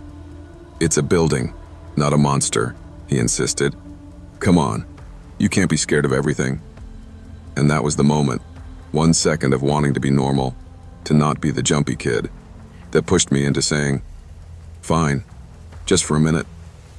I didn't know those words would rewrite the rest of my life. The sanitarium looked worse up close. The walls were weather-stained concrete, vines strangling every corner. Windows were busted out like missing teeth. Nolan grinned as he shoved one of the keys into a rusted lock. "You ready?" he asked. "No," I muttered, but the door creaked open before I could back out. Inside smelled like old metal and forgotten years. Dust hung in the air like smoke. Flashlights cut thin beams through the dark, landing on abandoned wheelchairs, scattered paperwork, a doll missing its head. The silence wasn't empty. It felt like it was listening. "Dude," I whispered, "this place is straight out of a horror movie." "Exactly," Nolan said proudly. We walked through hallways lined with peeling paint, the walls bowing inward like they were tired. A few doors still had patient numbers on them. One had claw marks, actual claw marks, around the handle. I told myself it was old damage, animals, weather, anything logical. Then Nolan stopped. "Hey, look at this." On the dusty floor were footprints, not old ones, fresh, muddy, leading deeper into the building. I felt the back of my neck prickle. "We should leave. Or we see who's in here," he argued. Not helping. But he was already following the prints, and like an idiot, I followed him. Downstairs, in the lower ward, we found a room lit by a single battery lantern sitting on a metal tray. Around it were jars filled with cloudy liquid. Floating inside were shapes I didn't want to identify. Maybe animal parts, maybe not. A heavy metal door stood in the corner, covered in long scratches. Nolan whispered, "Dude, someone's staying here." Before I could answer, footsteps echoed behind us. Slow, steady, getting closer. I knew then that we weren't alone. The footsteps stopped just beyond the doorway. I felt Nolan tense beside me. For a moment, neither of us breathed. Then something scraped across the floor. Fabric, maybe a foot dragging. Our flashlight beams trembled. "Hello?" Nolan called, his voice cracking. I wanted to strangle him. 5 figures stepped into the lantern light. They wore tattered gray hospital gowns, stained and warped from age. Their feet were bare, pale against the floor, and on their heads were masks. Burlap sacks sewn into crude human faces, stitches jagged like a child had made them in the dark. None of them spoke. None of them moved. They only tilted their heads, all at the exact same angle, like puppets on invisible strings. A cold wave rolled through me. My legs nearly gave out. Nolan grabbed my arm, voice barely a whisper. "Okay. Nope. We're leaving."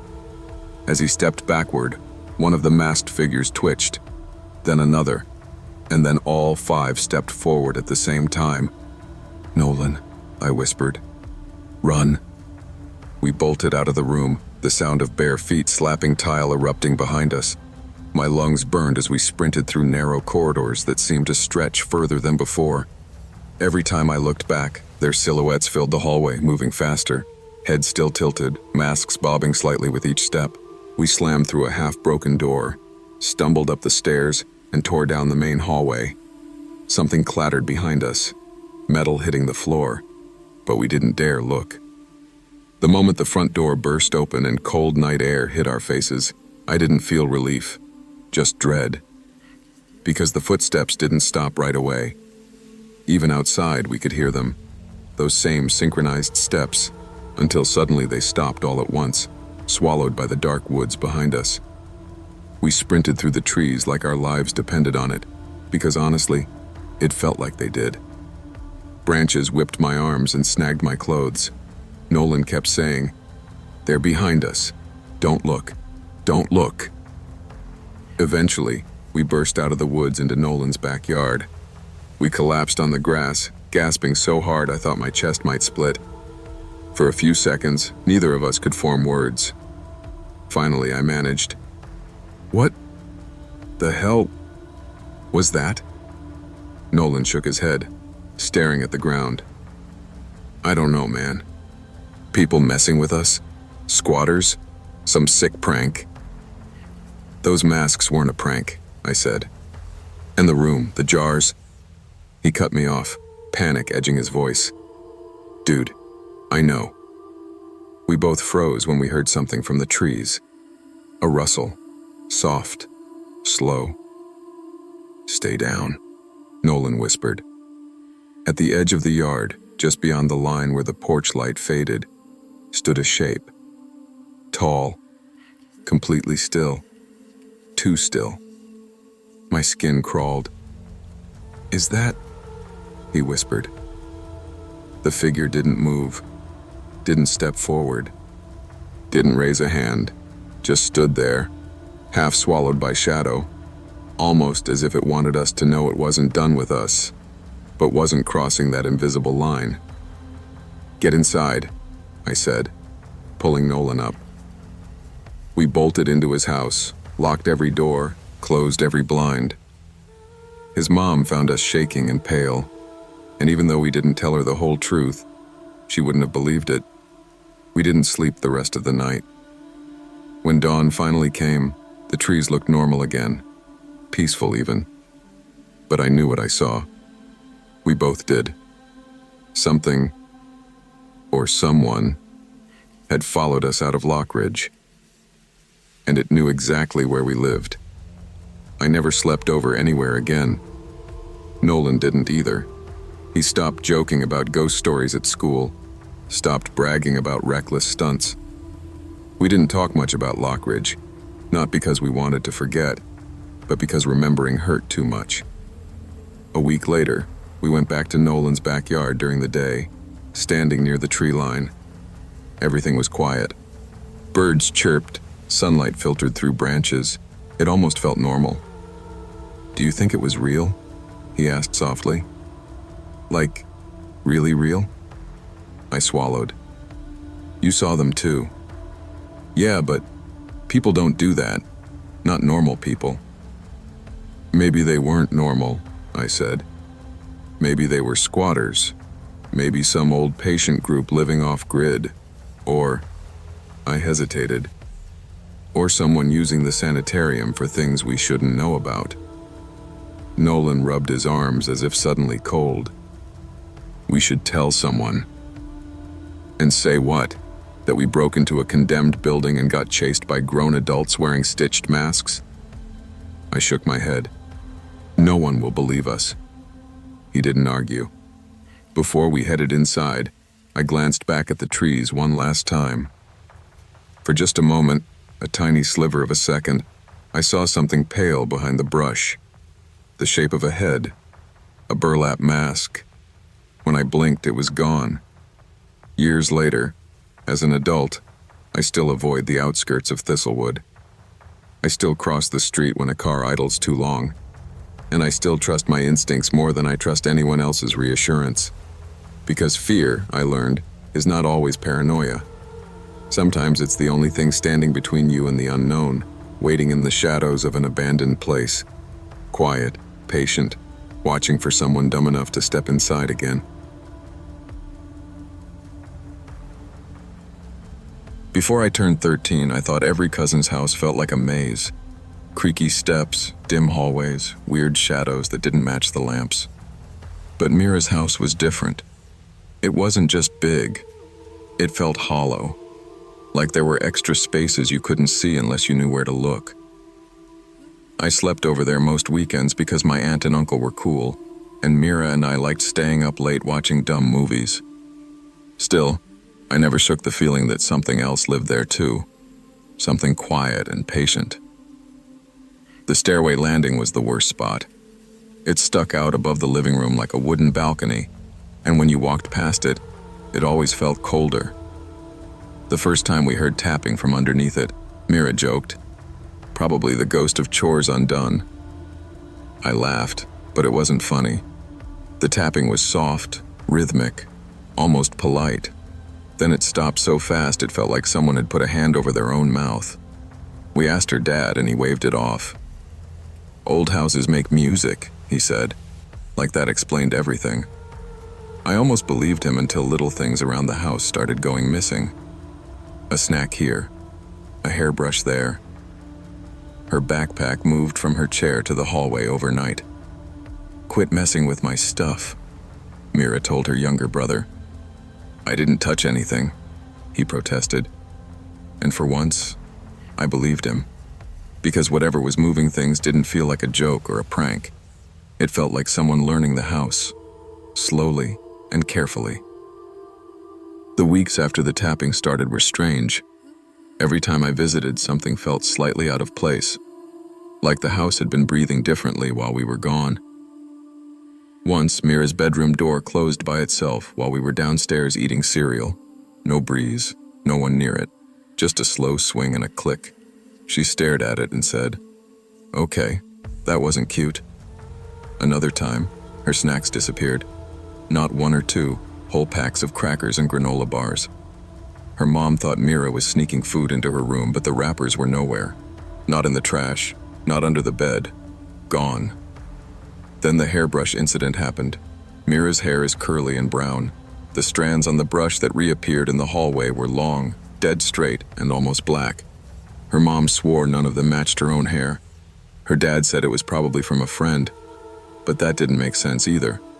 No one had been over except me. "You're not messing with me, right?" Mira asked one night. "Why would I?"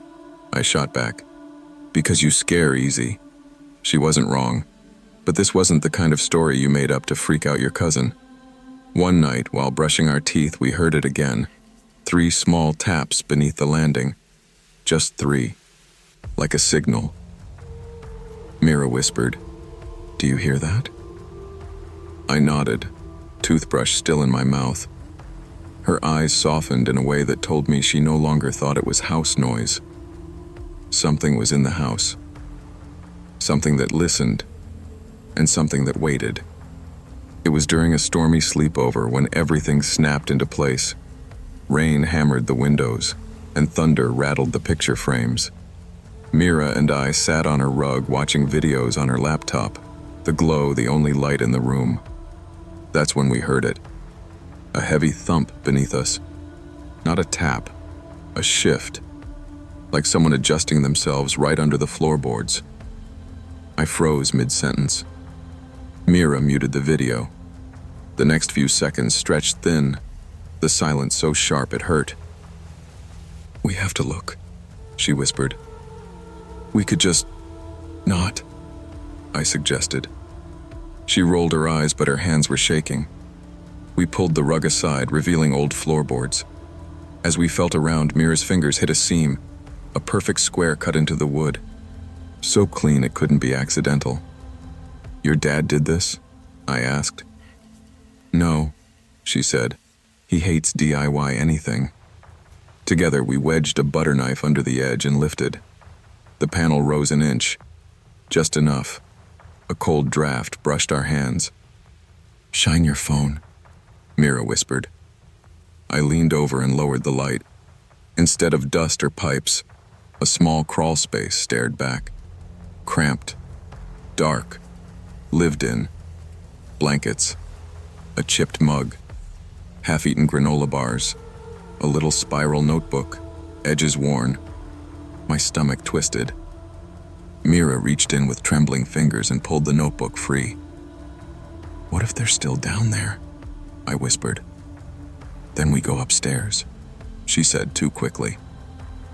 But when she opened the notebook and we read the first line, we didn't move. "Sometimes the girl leaves lights on. That means I can move." Mira flipped through the notebook with growing terror. Page after page was filled with cramped handwriting, observations, routines, notes about her family's schedules. Gets home at 3:41. Parents argue in kitchen Fridays. Girl brushes hair for too long. She leaves the window open when it rains. Every entry felt like a violation, a record of someone who shouldn't have been anywhere near us. My hands went numb. "Mira, this is bad." Her voice cracked. "No kidding." Then we hit the last page. The ink was darker, fresher. "She has a friend over tonight. They're awake, waiting." We stared at each other, breaths shallow. A sound drifted up from the crawl space. Not a tap, not a shift. A soft inhale. Someone was breathing directly beneath us. I swear my heart stopped. Mira slapped the panel shut so fast it shook the floor. We pressed our weight onto it until her dad rushed upstairs asking what happened. "There's someone under the house," Mira cried. At first he thought we were playing around, but we shoved the notebook into his hands and the color drained from his face. He didn't ask another question. He grabbed his phone, told us to stay in the living room, and dialed 911. The police arrived fast, 4 officers, flashlights drawn. They searched the crawl space, the basement, the entire property. There were scratch marks along a broken basement window and footprints in the dust beneath the landing. Someone had been living inches away, listening, watching, and they were gone. After the police left, the house felt hollow in a different way, like all the safety had been sucked out from under the floorboards along with the intruder. They never found the person who lived there. No fingerprints, no video, no name, just the crawl space, and that notebook full of our lives. Mira's parents replaced the boards, installed cameras, added locks. They even had contractors come out to check the whole house for hidden access points. But fear seeped into everything anyway. I slept with the hallway light on for months after. Mira did too. She told me later she couldn't sit on the landing without imagining a hand pushing up from beneath the boards. One afternoon, weeks later, I visited her again. Things felt normal enough. We played games, ate microwave pizza. When it got late, I stayed in the guest room downstairs. And at around midnight, just as I started drifting off, I heard it. One tap, very soft, from the stairway landing above me. I froze. My breath went shallow, my fingers gripping the blanket. After a few seconds, the sound didn't repeat. Maybe it was the house, maybe it was nothing. But the memory of that notebook, those quiet observations, those stolen moments, made it hard to believe in coincidences anymore. The next morning, Mira met me at the kitchen table and whispered, "Did you hear anything last night?" I didn't answer. I didn't have to. She nodded, eyes wide. Because some houses don't forget the people who hide inside them. And some people don't leave, at least not completely. Pay attention to the small things. Ignored signs can become real dangers, and trusting your instincts may be the only thing standing between you and someone watching from the dark.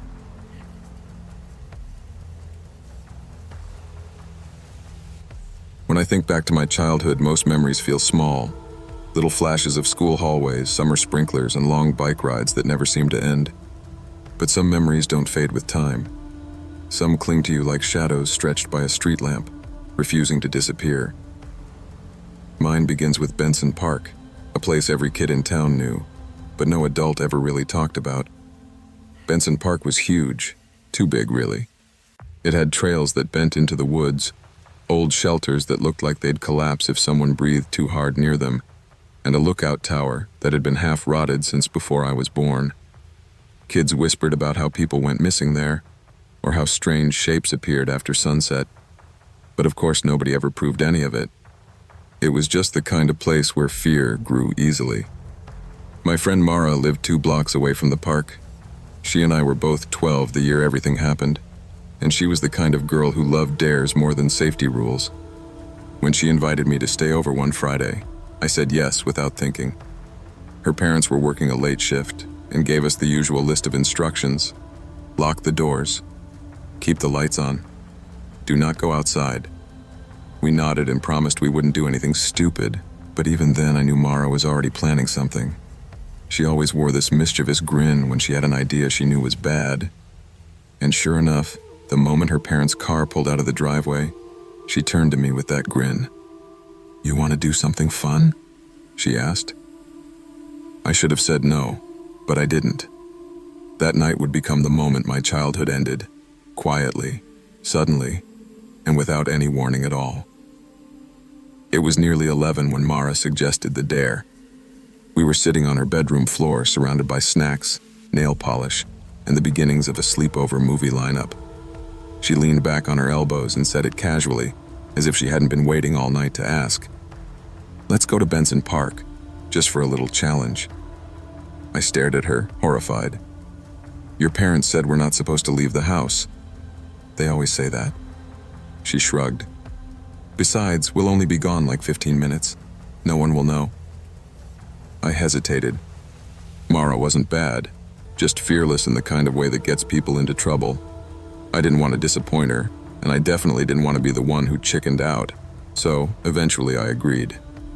We snuck out through her back door, which squeaked so loudly I was sure the whole neighborhood heard it.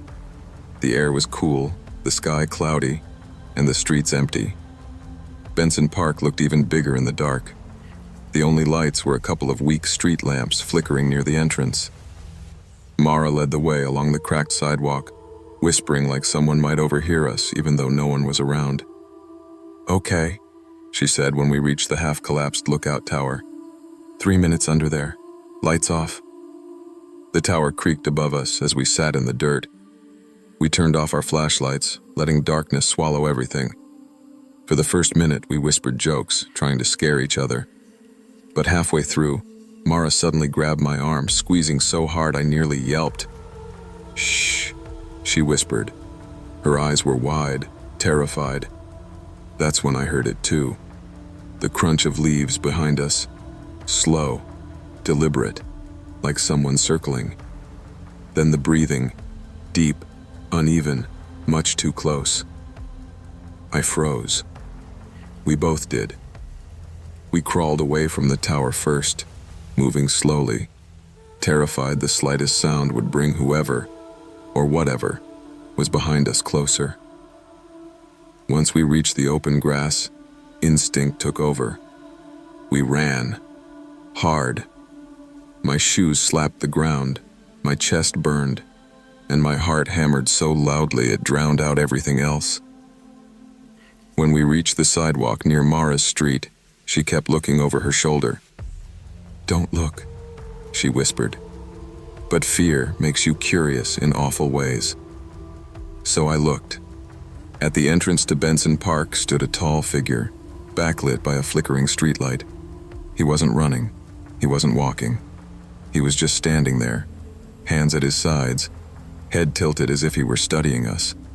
I wanted to scream, but my voice felt trapped somewhere deep in my throat.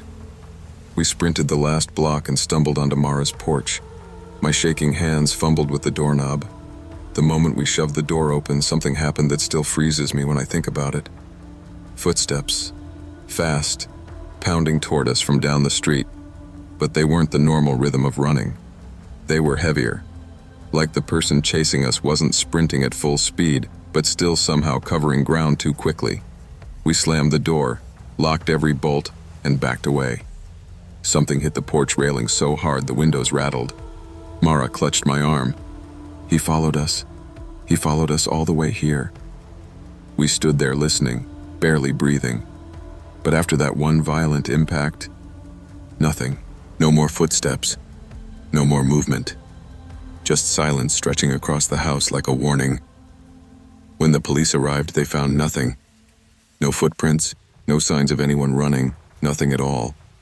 But Mara and I knew better. Someone was out there that night, and he wanted us to know it. The police chalked it up to imagination, nerves, or maybe a stray dog. Mara rolled her eyes so hard I thought she might sprain something, but I didn't argue. I was too shaken to talk confidently. "You girls were probably just scared from being out so late," the officer said. "Next time, stay inside like your parents told you." Next time. I couldn't imagine stepping foot near that park ever again. After the officers left, Mara and I retreated to her room. We locked the door even though it felt pointless. Whatever that man was capable of, wooden bedroom doors weren't going to stop him. Mara paced for a while. "You saw him, right? You saw him standing there?" "Yes," I said quietly. The image replayed in my head like a loop. The street lamp flickering, that tilted head, motionless, watching. She sat beside me. "Do you think he lives near the park?" "I don't know. What if he followed us earlier? What if he was already there when we showed up?" I didn't want to think about it, but deep down, I suspected she was right. The rest of the night we stayed awake, listening for footsteps, rattling, anything. Every creak in the house made us jump. At one point, the floorboard in the hallway popped, and both of us grabbed each other's hands until our fingers ached. We didn't sleep at all. When her parents came home in the morning, we didn't tell them the full story. We just said we'd heard something at the park and gotten scared. Mara's mom scolded us for sneaking out, and honestly, we deserved it. But even now, I know leaving out the truth wasn't really about avoiding trouble. It was fear. Fear that saying everything out loud would make it real again. Fear that the man might hear us. Fear that he hadn't actually gone away. Weeks passed, and life returned to something like normal. But I never stopped thinking about that night. Every time I walked home at dusk, I kept my eyes down the long stretch of empty road. Every time a streetlight flickered, I felt my stomach twist. Mara tried to talk about it once. "Maybe he was just some weirdo messing with us," she said. But even she didn't sound convinced. Eventually, she moved to another town, and we drifted apart in the way childhood friends sometimes do. But every October, like clockwork, I'd catch myself glancing toward Benson Park, even though I hadn't gone near it in years. Once, when I was 16, I drove past the old entrance on my way home. The tower was gone by then, finally torn down because it was too unsafe. But the memory stayed clear. Too clear. That night, after passing the park, I couldn't sleep. I kept feeling like I'd seen something at the edge of the trees. A silhouette too still, too tall, too familiar. Maybe it was nothing. Maybe it was everything. Now I'm older, yet the fear hasn't fully left me. I still avoid looking down long, empty streets at night. I still check over my shoulder when walking alone. And sometimes, when the world is quiet and the air feels heavy, I get that same chill I felt at 12. The feeling of being watched. The feeling that something is out there, waiting, patient, unmoving. Tilted head, hands at its sides, and every single time I walk a little faster, just in case. Sometimes the scariest dangers aren't monsters or legends. They're real people who take advantage of fear, darkness, and isolation. Listen to warnings, trust your instincts, and never trade safety for a moment of excitement. Courage isn't proved by taking risks. It's proved by knowing when to walk away. Before the night at Tessa's cabin, I thought fear was something you felt only during horror movies or when you walked home after dark.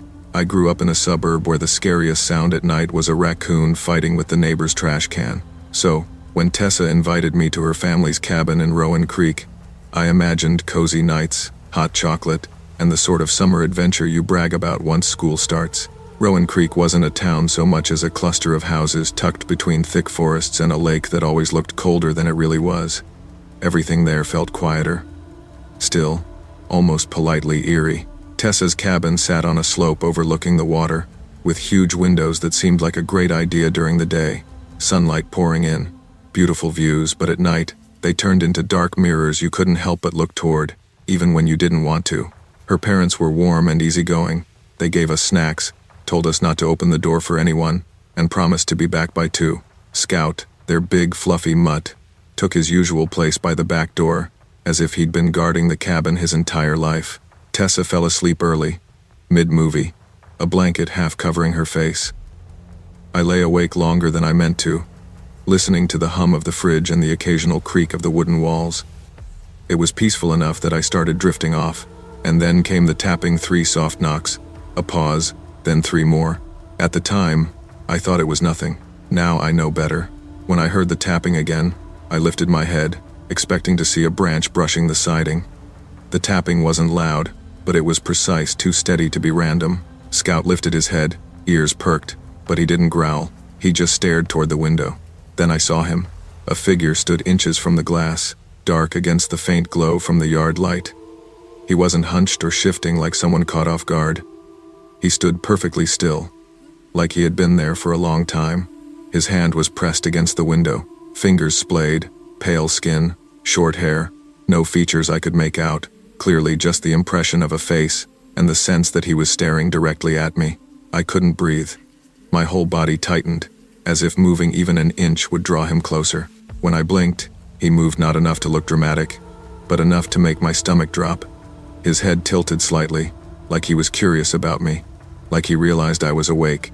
Then he leaned forward and the faintest shape of a smile appeared. A wide one. Wrong. Too calm. Too entertained. I finally managed to slide off the couch, not stand slide, inch by inch. My hands shook so hard they barely held me up. I reached Tessa and nudged her shoulder, whispering her name until she stirred. "What?" she mumbled. I pointed at the window, but when she looked, he was already gone. The yard was empty, just the wind through the trees. Tessa frowned. "You just had a nightmare." I knew I hadn't, but arguing wouldn't help. Scout stood up then, fur raised, staring at the glass, and that's when I knew. Whatever I saw had been real enough for him. Tessa tried to go back to sleep, but I couldn't. Every time the house settled or the wind brushed the siding, I jolted. Scout paced, restless, occasionally looking at the long windows as if expecting someone to return. At around 1:30, headlights washed over the living room, her parents pulling into the driveway. Relief hit me so fast I almost cried. When they came inside, shaking off the cold air, her dad smiled. "You girls stay up too late?" I didn't know how to answer.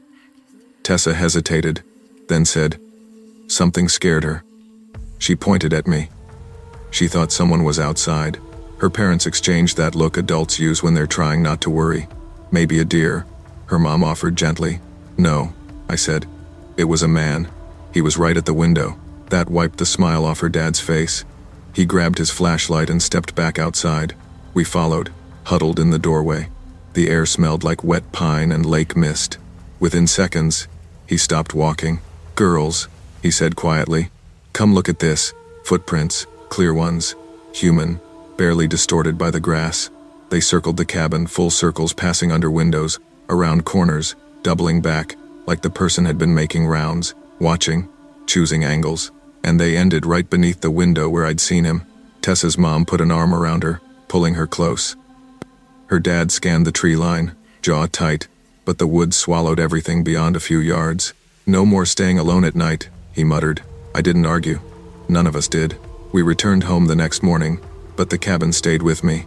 Tessa stopped talking about sleepovers entirely. She pretended it didn't bother her, but I saw how her hands clenched when someone mentioned Rowan Creek. Scout barked more often, too, especially at windows, as if he remembered something we never should have seen. My parents tried to reason with me. "Honey, it was probably just someone passing through," my dad said. "A hiker who got too close." But hikers don't stand perfectly still at midnight staring into someone's home. They don't circle a cabin multiple times. They don't smile like they're waiting for you to get closer. I couldn't explain any of that without sounding dramatic, so I just nodded. At night, I avoided windows. I closed blinds, then checked to make sure they were really closed. My room had always felt safe, but now every reflection looked suspicious. Every shadow felt like it hid a face. A month later, Tessa told me quietly at school. My parents installed motion lights and cameras, but something triggered them last week, twice. "What was on the footage?" I asked. She shook her head. "Nothing. Just the camera shaking a little, like someone bumped the pole it's attached to." We didn't talk about it again after that. Neither of us wanted to imagine the alternative, that the man hadn't been a one-time nightmare. That maybe he came back. Maybe he still did. I didn't sleep well for months, and whenever I did, I dreamed of tapping. 3 taps, a pause, 3 more, and a smile pressed against glass. I'm older now, but certain details never fade. I still see that sliver of a smile when I wake from a nightmare. I still hear Scout's low growl in my head, warning us before we realize the danger outside. And whenever I stay anywhere with large windows at night, I can't help checking twice, first for reassurance, then for confirmation that nothing's staring back. Tessa and I drifted apart as we grew up. Not intentionally, life just folded us into different corners. Last I heard, her family sold the cabin. No one wanted the responsibility of maintaining a place that held too many unanswered questions.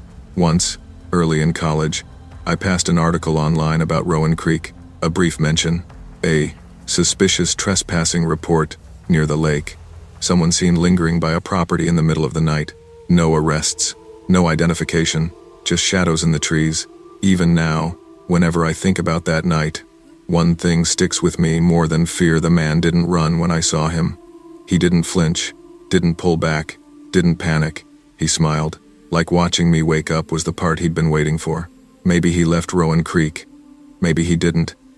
Maybe he wanders places just like it, quiet, isolated, with big windows and kids asleep inside. Whenever I wake up near a window and feel a shiver crawl up my spine, I remind myself, it's probably nothing. But then I remember the footprints in the dew, and how easily a stranger can stand inches away, without making a sound.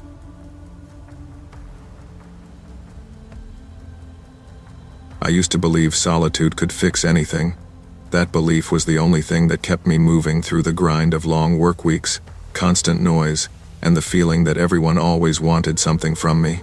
So when an old friend offered me the use of his remote cabin in the Montana backcountry, a place with no neighbors for miles, no cell service, and no obligations, I accepted without a second thought.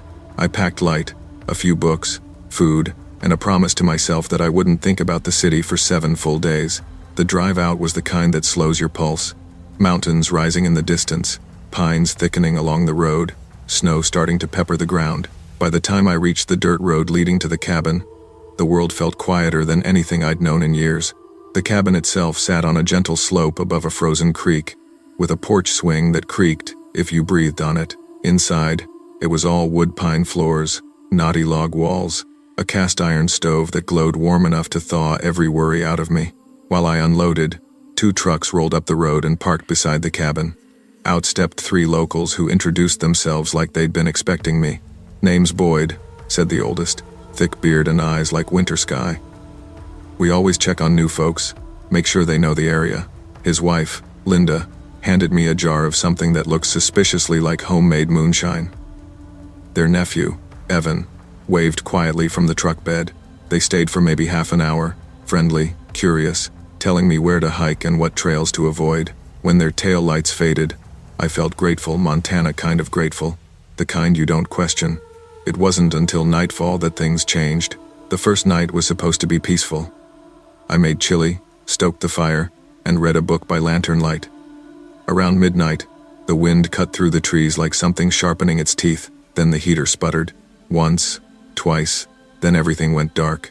The generator had stopped. I grabbed a flashlight, slipped on my boots, and stepped outside. The air was freezing, thick enough to bite. The porch lights were dead. The trees a single sheet of black. I swear the woods felt aware. Before I had time to process, I heard an engine rumble. Boyd's truck pulled up the road, headlights spilling across my porch. "Thought your power'd be on," he called. Saw the lights go out. I wasn't proud of the relief that washed over me. Together we walked to the generator shed. The snow around it looked undisturbed until Linda pointed at something near the dirt road. "Those tracks weren't there earlier," she said. "Boot prints. Deep, deliberate, leading towards the cabin. Not away." Evan followed them with the beam of his flashlight, swallowing hard. "Someone walked right up here," he said. "But where'd they go?" The prints stopped 10 feet from the porch and vanished, as though the person had simply lifted off the ground. A twig snapped in the tree line. We spun toward the sound. Between the pines, something moved, just a silhouette, tall and still, as if it had been watching us longer than we had been watching it.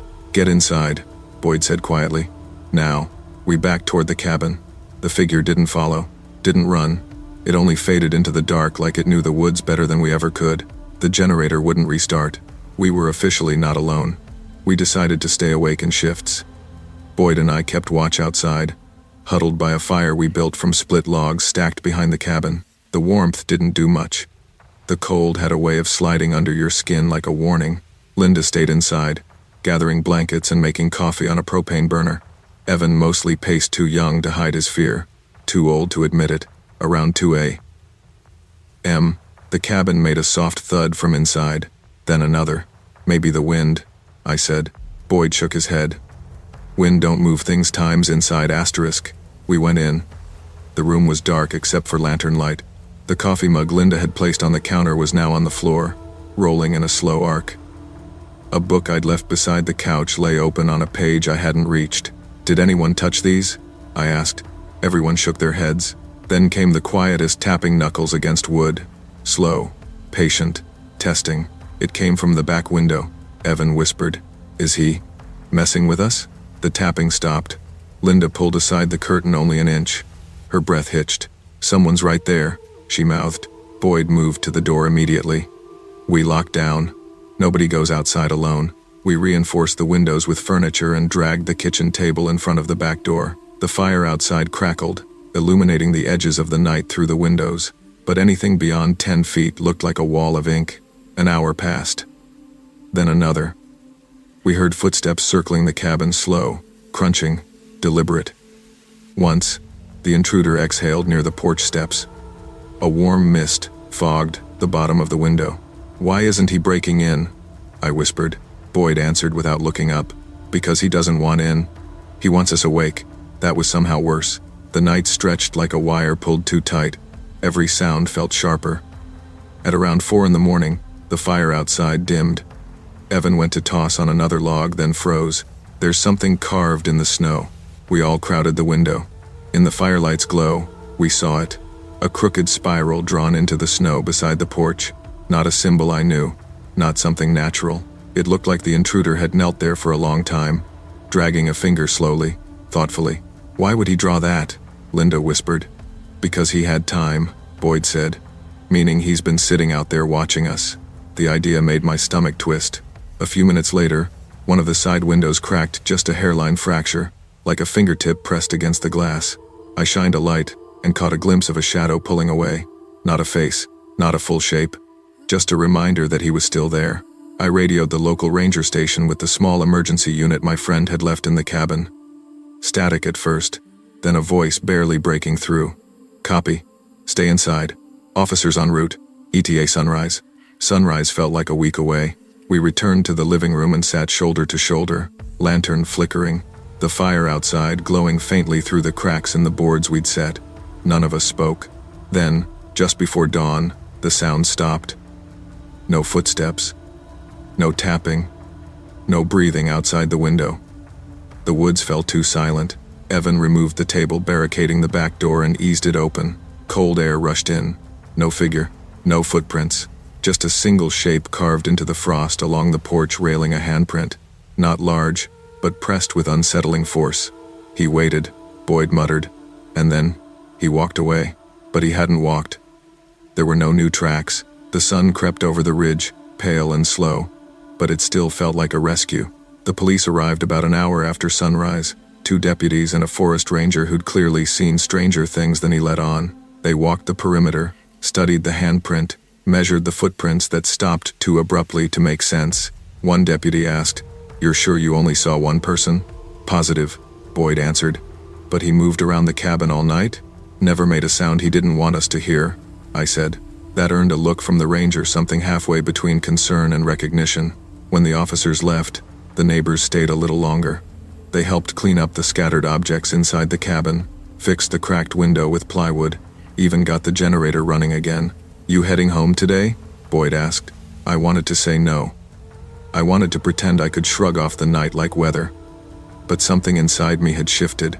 "Yeah," I said. "I think I've had enough quiet for a while." Boyd nodded like he understood. Maybe he did. When their trucks rolled away, I stood on the porch a long time. The morning sun touched the trees, and the woods looked innocent again, just wind and branches and soft snow. But every sound now had a question behind it. Every shadow seemed to hold its breath.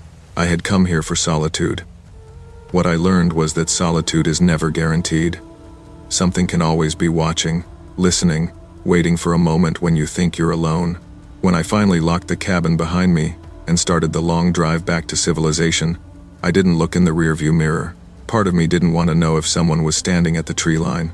Isolation may feel peaceful, but it also requires awareness and respect, because danger often hides where we least expect it, and the world is never as empty as it looks.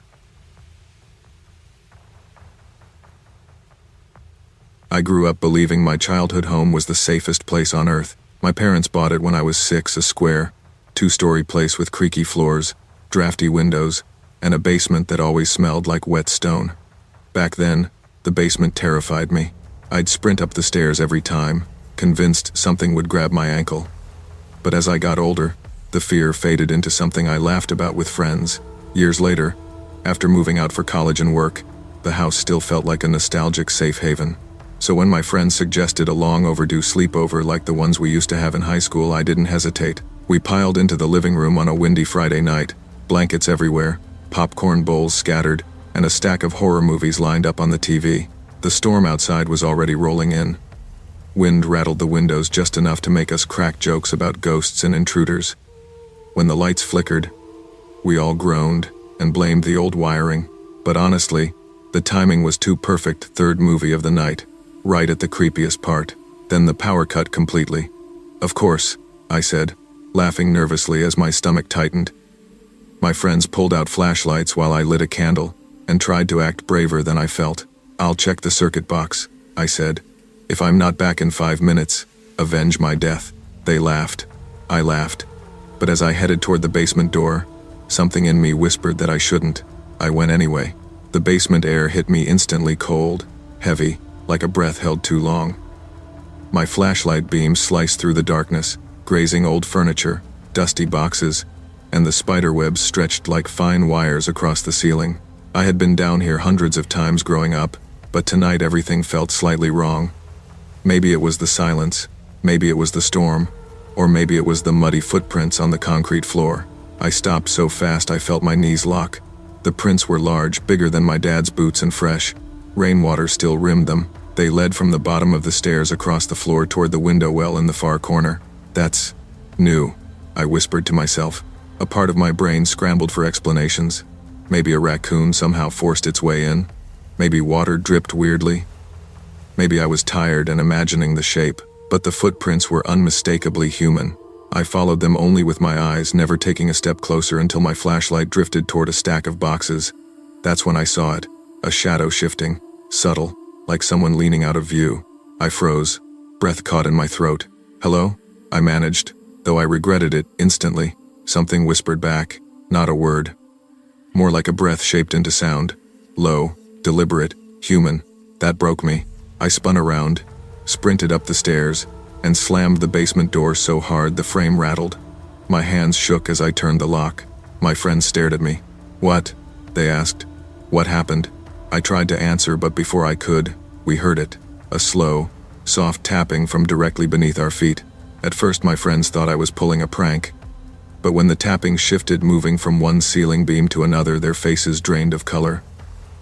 All three of us stood frozen around the couch, listening. "That's not the house settling," my friend Megan whispered. "Nope," I said. "Definitely not." Another sound followed, a box sliding across concrete, scraping just loud enough to echo. I felt sick. Whatever was down there wasn't trying to hide. It wanted us to know it was moving. I grabbed my phone and dialed 911 with shaking fingers.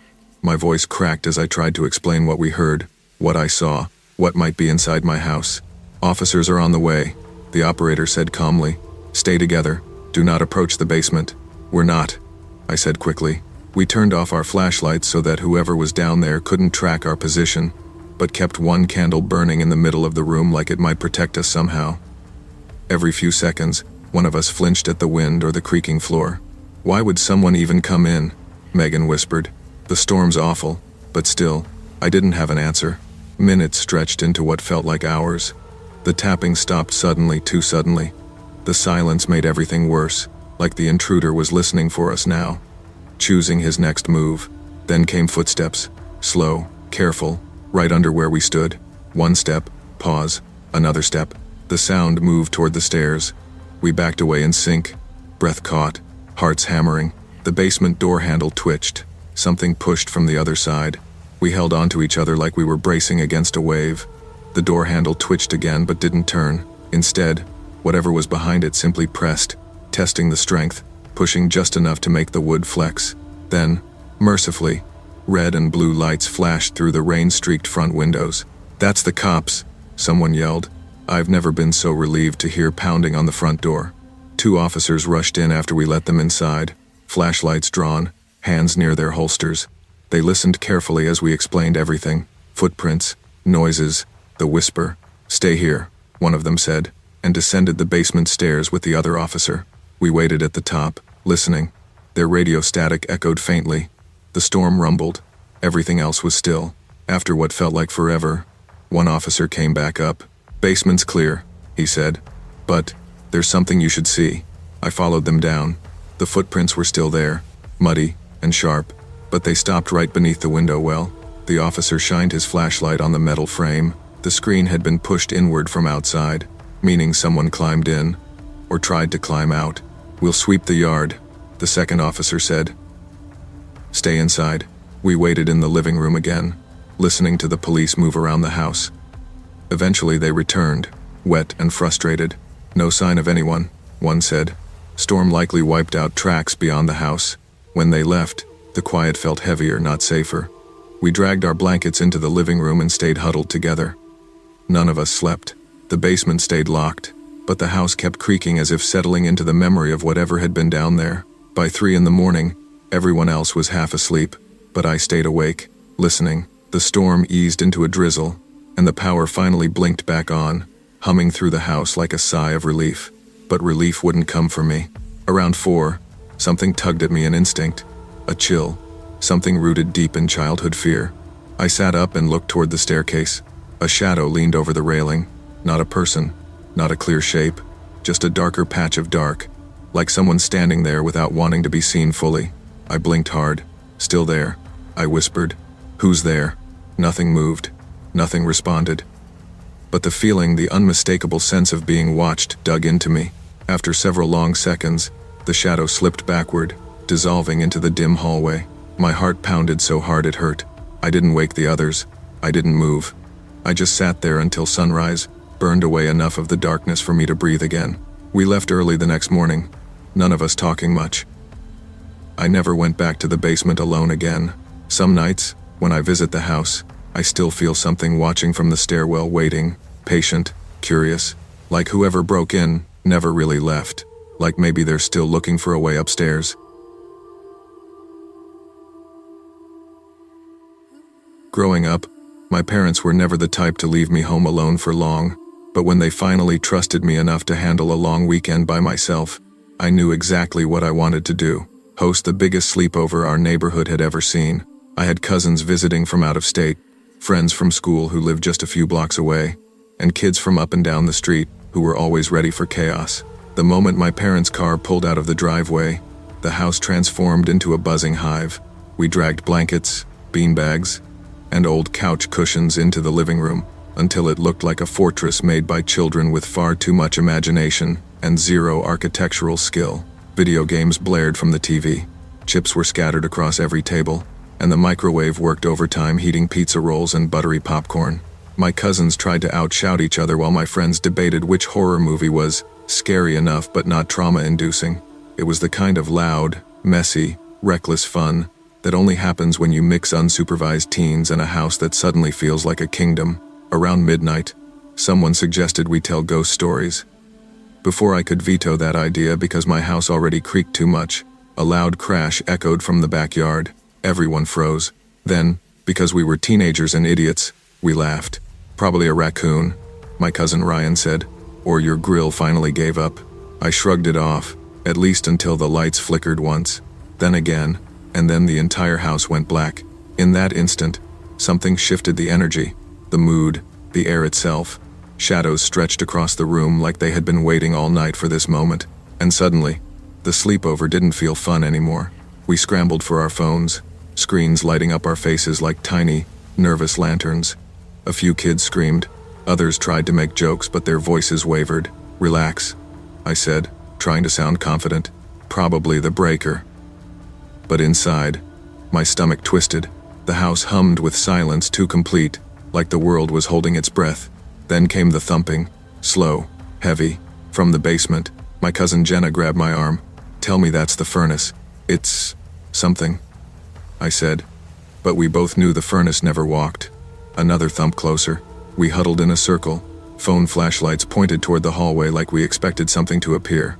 When nothing did, I took charge, because someone had to. "Okay, we checked the breaker. Just me and maybe 2 people. Everyone else stays here with the doors closed." Nobody wanted to volunteer, but eventually Ryan and my friend Tyler agreed. Candles flickered in the living room as we headed toward the basement door. When I opened it, cold air rushed up, and something in that darkness felt wrong. Not like an empty basement, but like a place with someone already standing inside it. We descended slowly, beams sweeping across shelves and boxes. Everything looked normal until we reached the bottom and saw footprints. Wet footprints. Big ones. "I didn't go outside," Tyler whispered.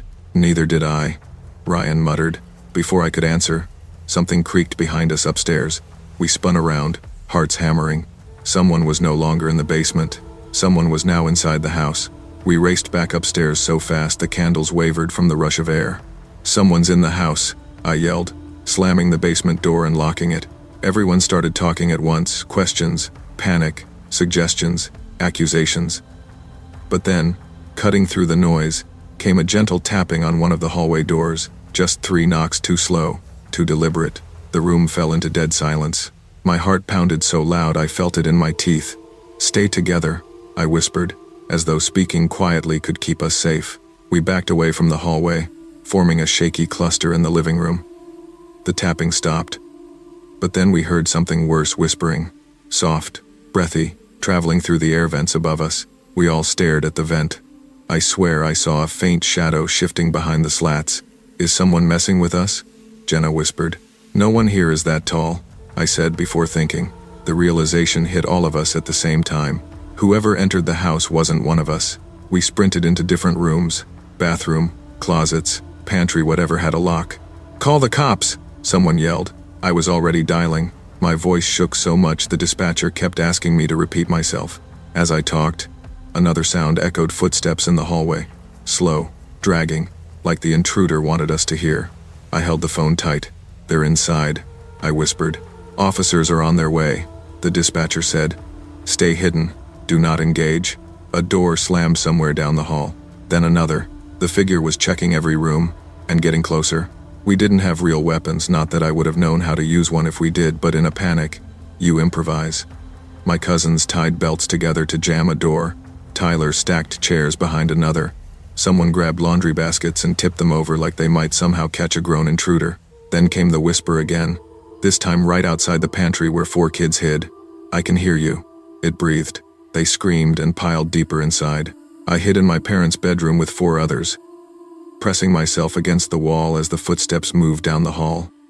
Every thump made my bones vibrate. One kid started crying softly. Another kept repeating, "He shouldn't have gotten in. He shouldn't have gotten in," like a broken record. A loud crash came from the downstairs bathroom, one of our makeshift traps springing. Then a yell, not a human yell, but a raw, angry sound echoed through the house. The intruder had tripped over the stacked chairs. "We made him mad," someone whispered. The footsteps grew faster, more frantic. Then suddenly, they stopped. The silence was more terrifying than the noise. My phone buzzed. The dispatcher. "Officers should be pulling up now." Instantly, police sirens cut through the night. But before they reached the door, something moved toward the back of the house, swift, purposeful. I peeked through the blinds just in time to see a tall silhouette dart across the yard, slipping into the trees like it had done this before. By the time police entered, the house was empty except for terrified kids and scattered traps. The intruder was gone, vanished like he'd never been there at all. The police searched every inch of the property, basement, attic, shed, yard. They found footprints near the back fence, but they stopped abruptly, as if the figure had stepped off the earth and simply disappeared. My parents rushed home before sunrise, still half in pajamas, demanding answers. As soon as they saw our faces, they realized it wasn't a prank or teenage exaggeration. Something real, something dangerous had happened. We spent the next day recounting everything. The crash, the darkness, the footprints, the whispers, the knocks. Every detail sounded unbelievable, even to me. And I lived it. An officer told my parents, "Sometimes intruders choose houses with lots of people. They rely on confusion to hide." That sentence stayed with me. The idea that someone could walk into a home full of kids, move around unnoticed, stay hidden for that long, it changed something in all of us. My parents upgraded every lock, installed cameras, replaced the windows, and added motion lights that lit up the yard like a baseball field. But security measures couldn't fix the way the house felt afterward. For weeks, every creak made me flinch. Every gust of wind sounded like footsteps. At night, I imagined a shadow standing at the edge of the hallway, just beyond my sight. The sleepover that was supposed to be legendary fun became legendary for all the wrong reasons. But the strangest part? Sometimes, when the house settles late at night, I swear it sounds like someone knocking softly on the walls, someone who never really left. Even in familiar places surrounded by people you trust, danger can slip in quietly. Always stay aware, always stay prepared, and never assume safety just because you feel comfortable. I've lived alone most of my adult life, and for the most part I've always liked it. I like the quiet, the independence, the small rituals that belong to no one but me. Late night reading, mismatched mugs of tea, soft music playing while I fold laundry. After college, while everyone else moved in with partners or crowded into houses with too many roommates, I chose a modest third-floor apartment on the east side of the city. It wasn't fancy, but it felt like mine. That night had started like any other. The rain had begun in the late afternoon, heavy enough to blur the skyline outside my window. By the time midnight rolled around, the downpour had become a steady roar, like someone shaking a giant bag of pebbles above the roof. I was curled up in bed with a thriller novel and a dim lamp, wrapped in a blanket that still smelled faintly of lavender detergent. The storm made everything feel sealed off, like the whole world had shrunk to the size of my small apartment. I liked storms, usually. They made me feel tucked away and safe, as if nothing outside could touch me. Around 1 a.m, I closed my book and set it on the nightstand, letting my eyes drift to the sliding balcony door. Rain hammered against the glass, creating little rivers that streaked downward. I watched them absently, half asleep. That's when I heard it. Tap, tap, tap. Soft, almost polite, but too distinct to be the rain. I sat up a little straighter. Maybe it was just water hitting the metal railing. The wind gusted hard, and I convinced myself that the noise had been nature's doing. But then it came again, slower, more deliberate. Knock, knock, knock. My stomach tightened. and I swung my legs over the side of the bed. Rain has rhythm. Storms have chaos. But this was intentional. Someone knocking, someone asking to be acknowledged. I told myself not to look. But curiosity and fear make strangers of us, pushing us to do things we know we shouldn't. I walked toward the curtains and pulled them back. The balcony was a dark blur of moving water, but the moment my eyes adjusted, my breath hitched. Someone was standing there, a tall figure in a long raincoat, hood pulled low, droplets cascading off the edges like tiny beads of silver. They were turned toward the glass, face hidden in shadow, body still as stone. For a second, I couldn't move. My body went rigid, my mind unable to make sense of the sight. It wasn't possible. The balcony was on the 3rd floor. There was no ladder, no stairs leading up to it, just a narrow fire escape at the far end of the building. No one could have reached my balcony without climbing. The figure leaned forward slowly, head tilting like they were trying to see inside despite the darkness. My lamp was off, so they shouldn't have been able to tell I was there. But something about the way they pressed closer to the glass made me feel exposed, as though they knew exactly where I was standing. I stumbled backward and let the curtain fall shut. The room felt instantly smaller. The air tightened. My heart drummed so loudly I could barely hear the storm. I crouched and backed away, using my hands to feel my way toward the bedroom door. My voice got stuck somewhere between my chest and my throat, refusing to make sound. By the time I reached the hallway, I was shaking.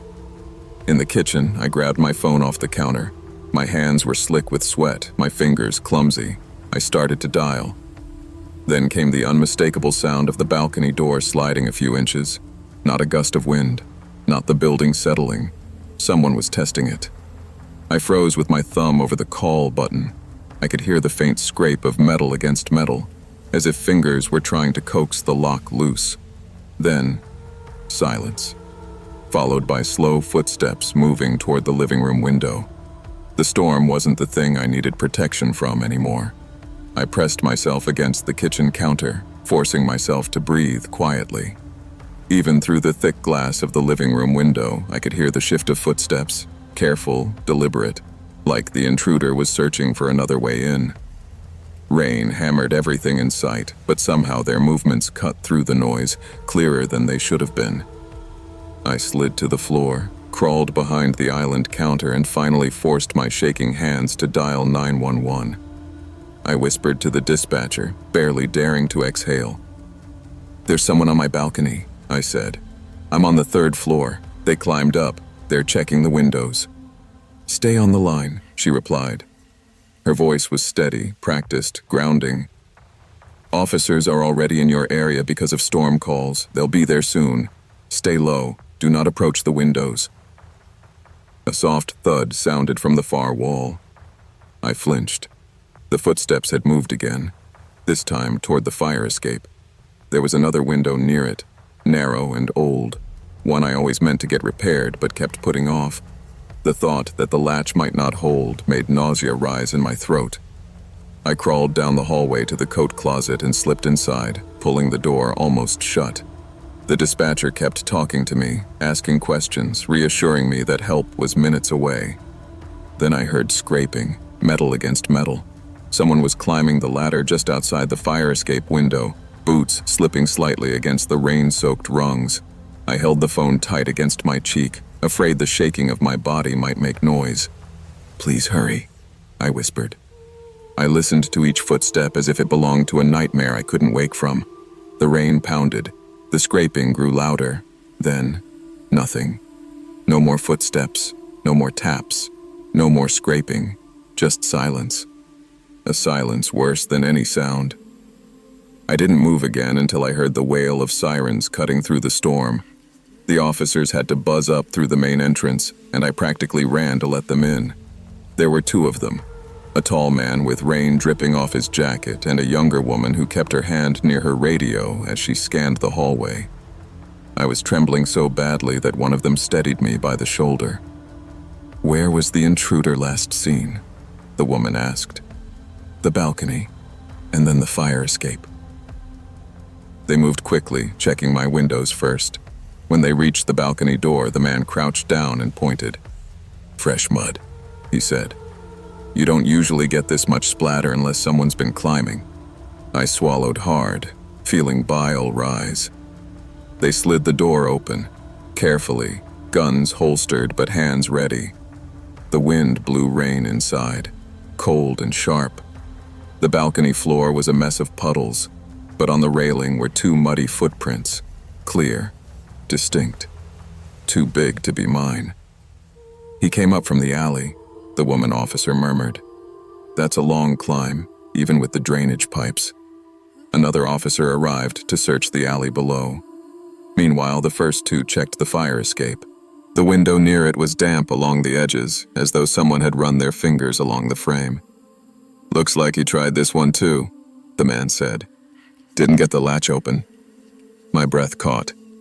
"What do you think he wanted?" The woman hesitated before answering. "We can't know, but he wasn't sheltering from the storm, I can tell you that." She closed the balcony door firmly and double-checked the lock. "Pack a bag for the night. We're going to recommend you stay somewhere else until we finish the report and notify your building manager." I didn't argue. I didn't even think to. All I knew was that I no longer felt safe in the 4 walls that used to feel like home. I stayed with a friend that night, jumping at every noise, replaying the sound of those deliberate knocks on my balcony door.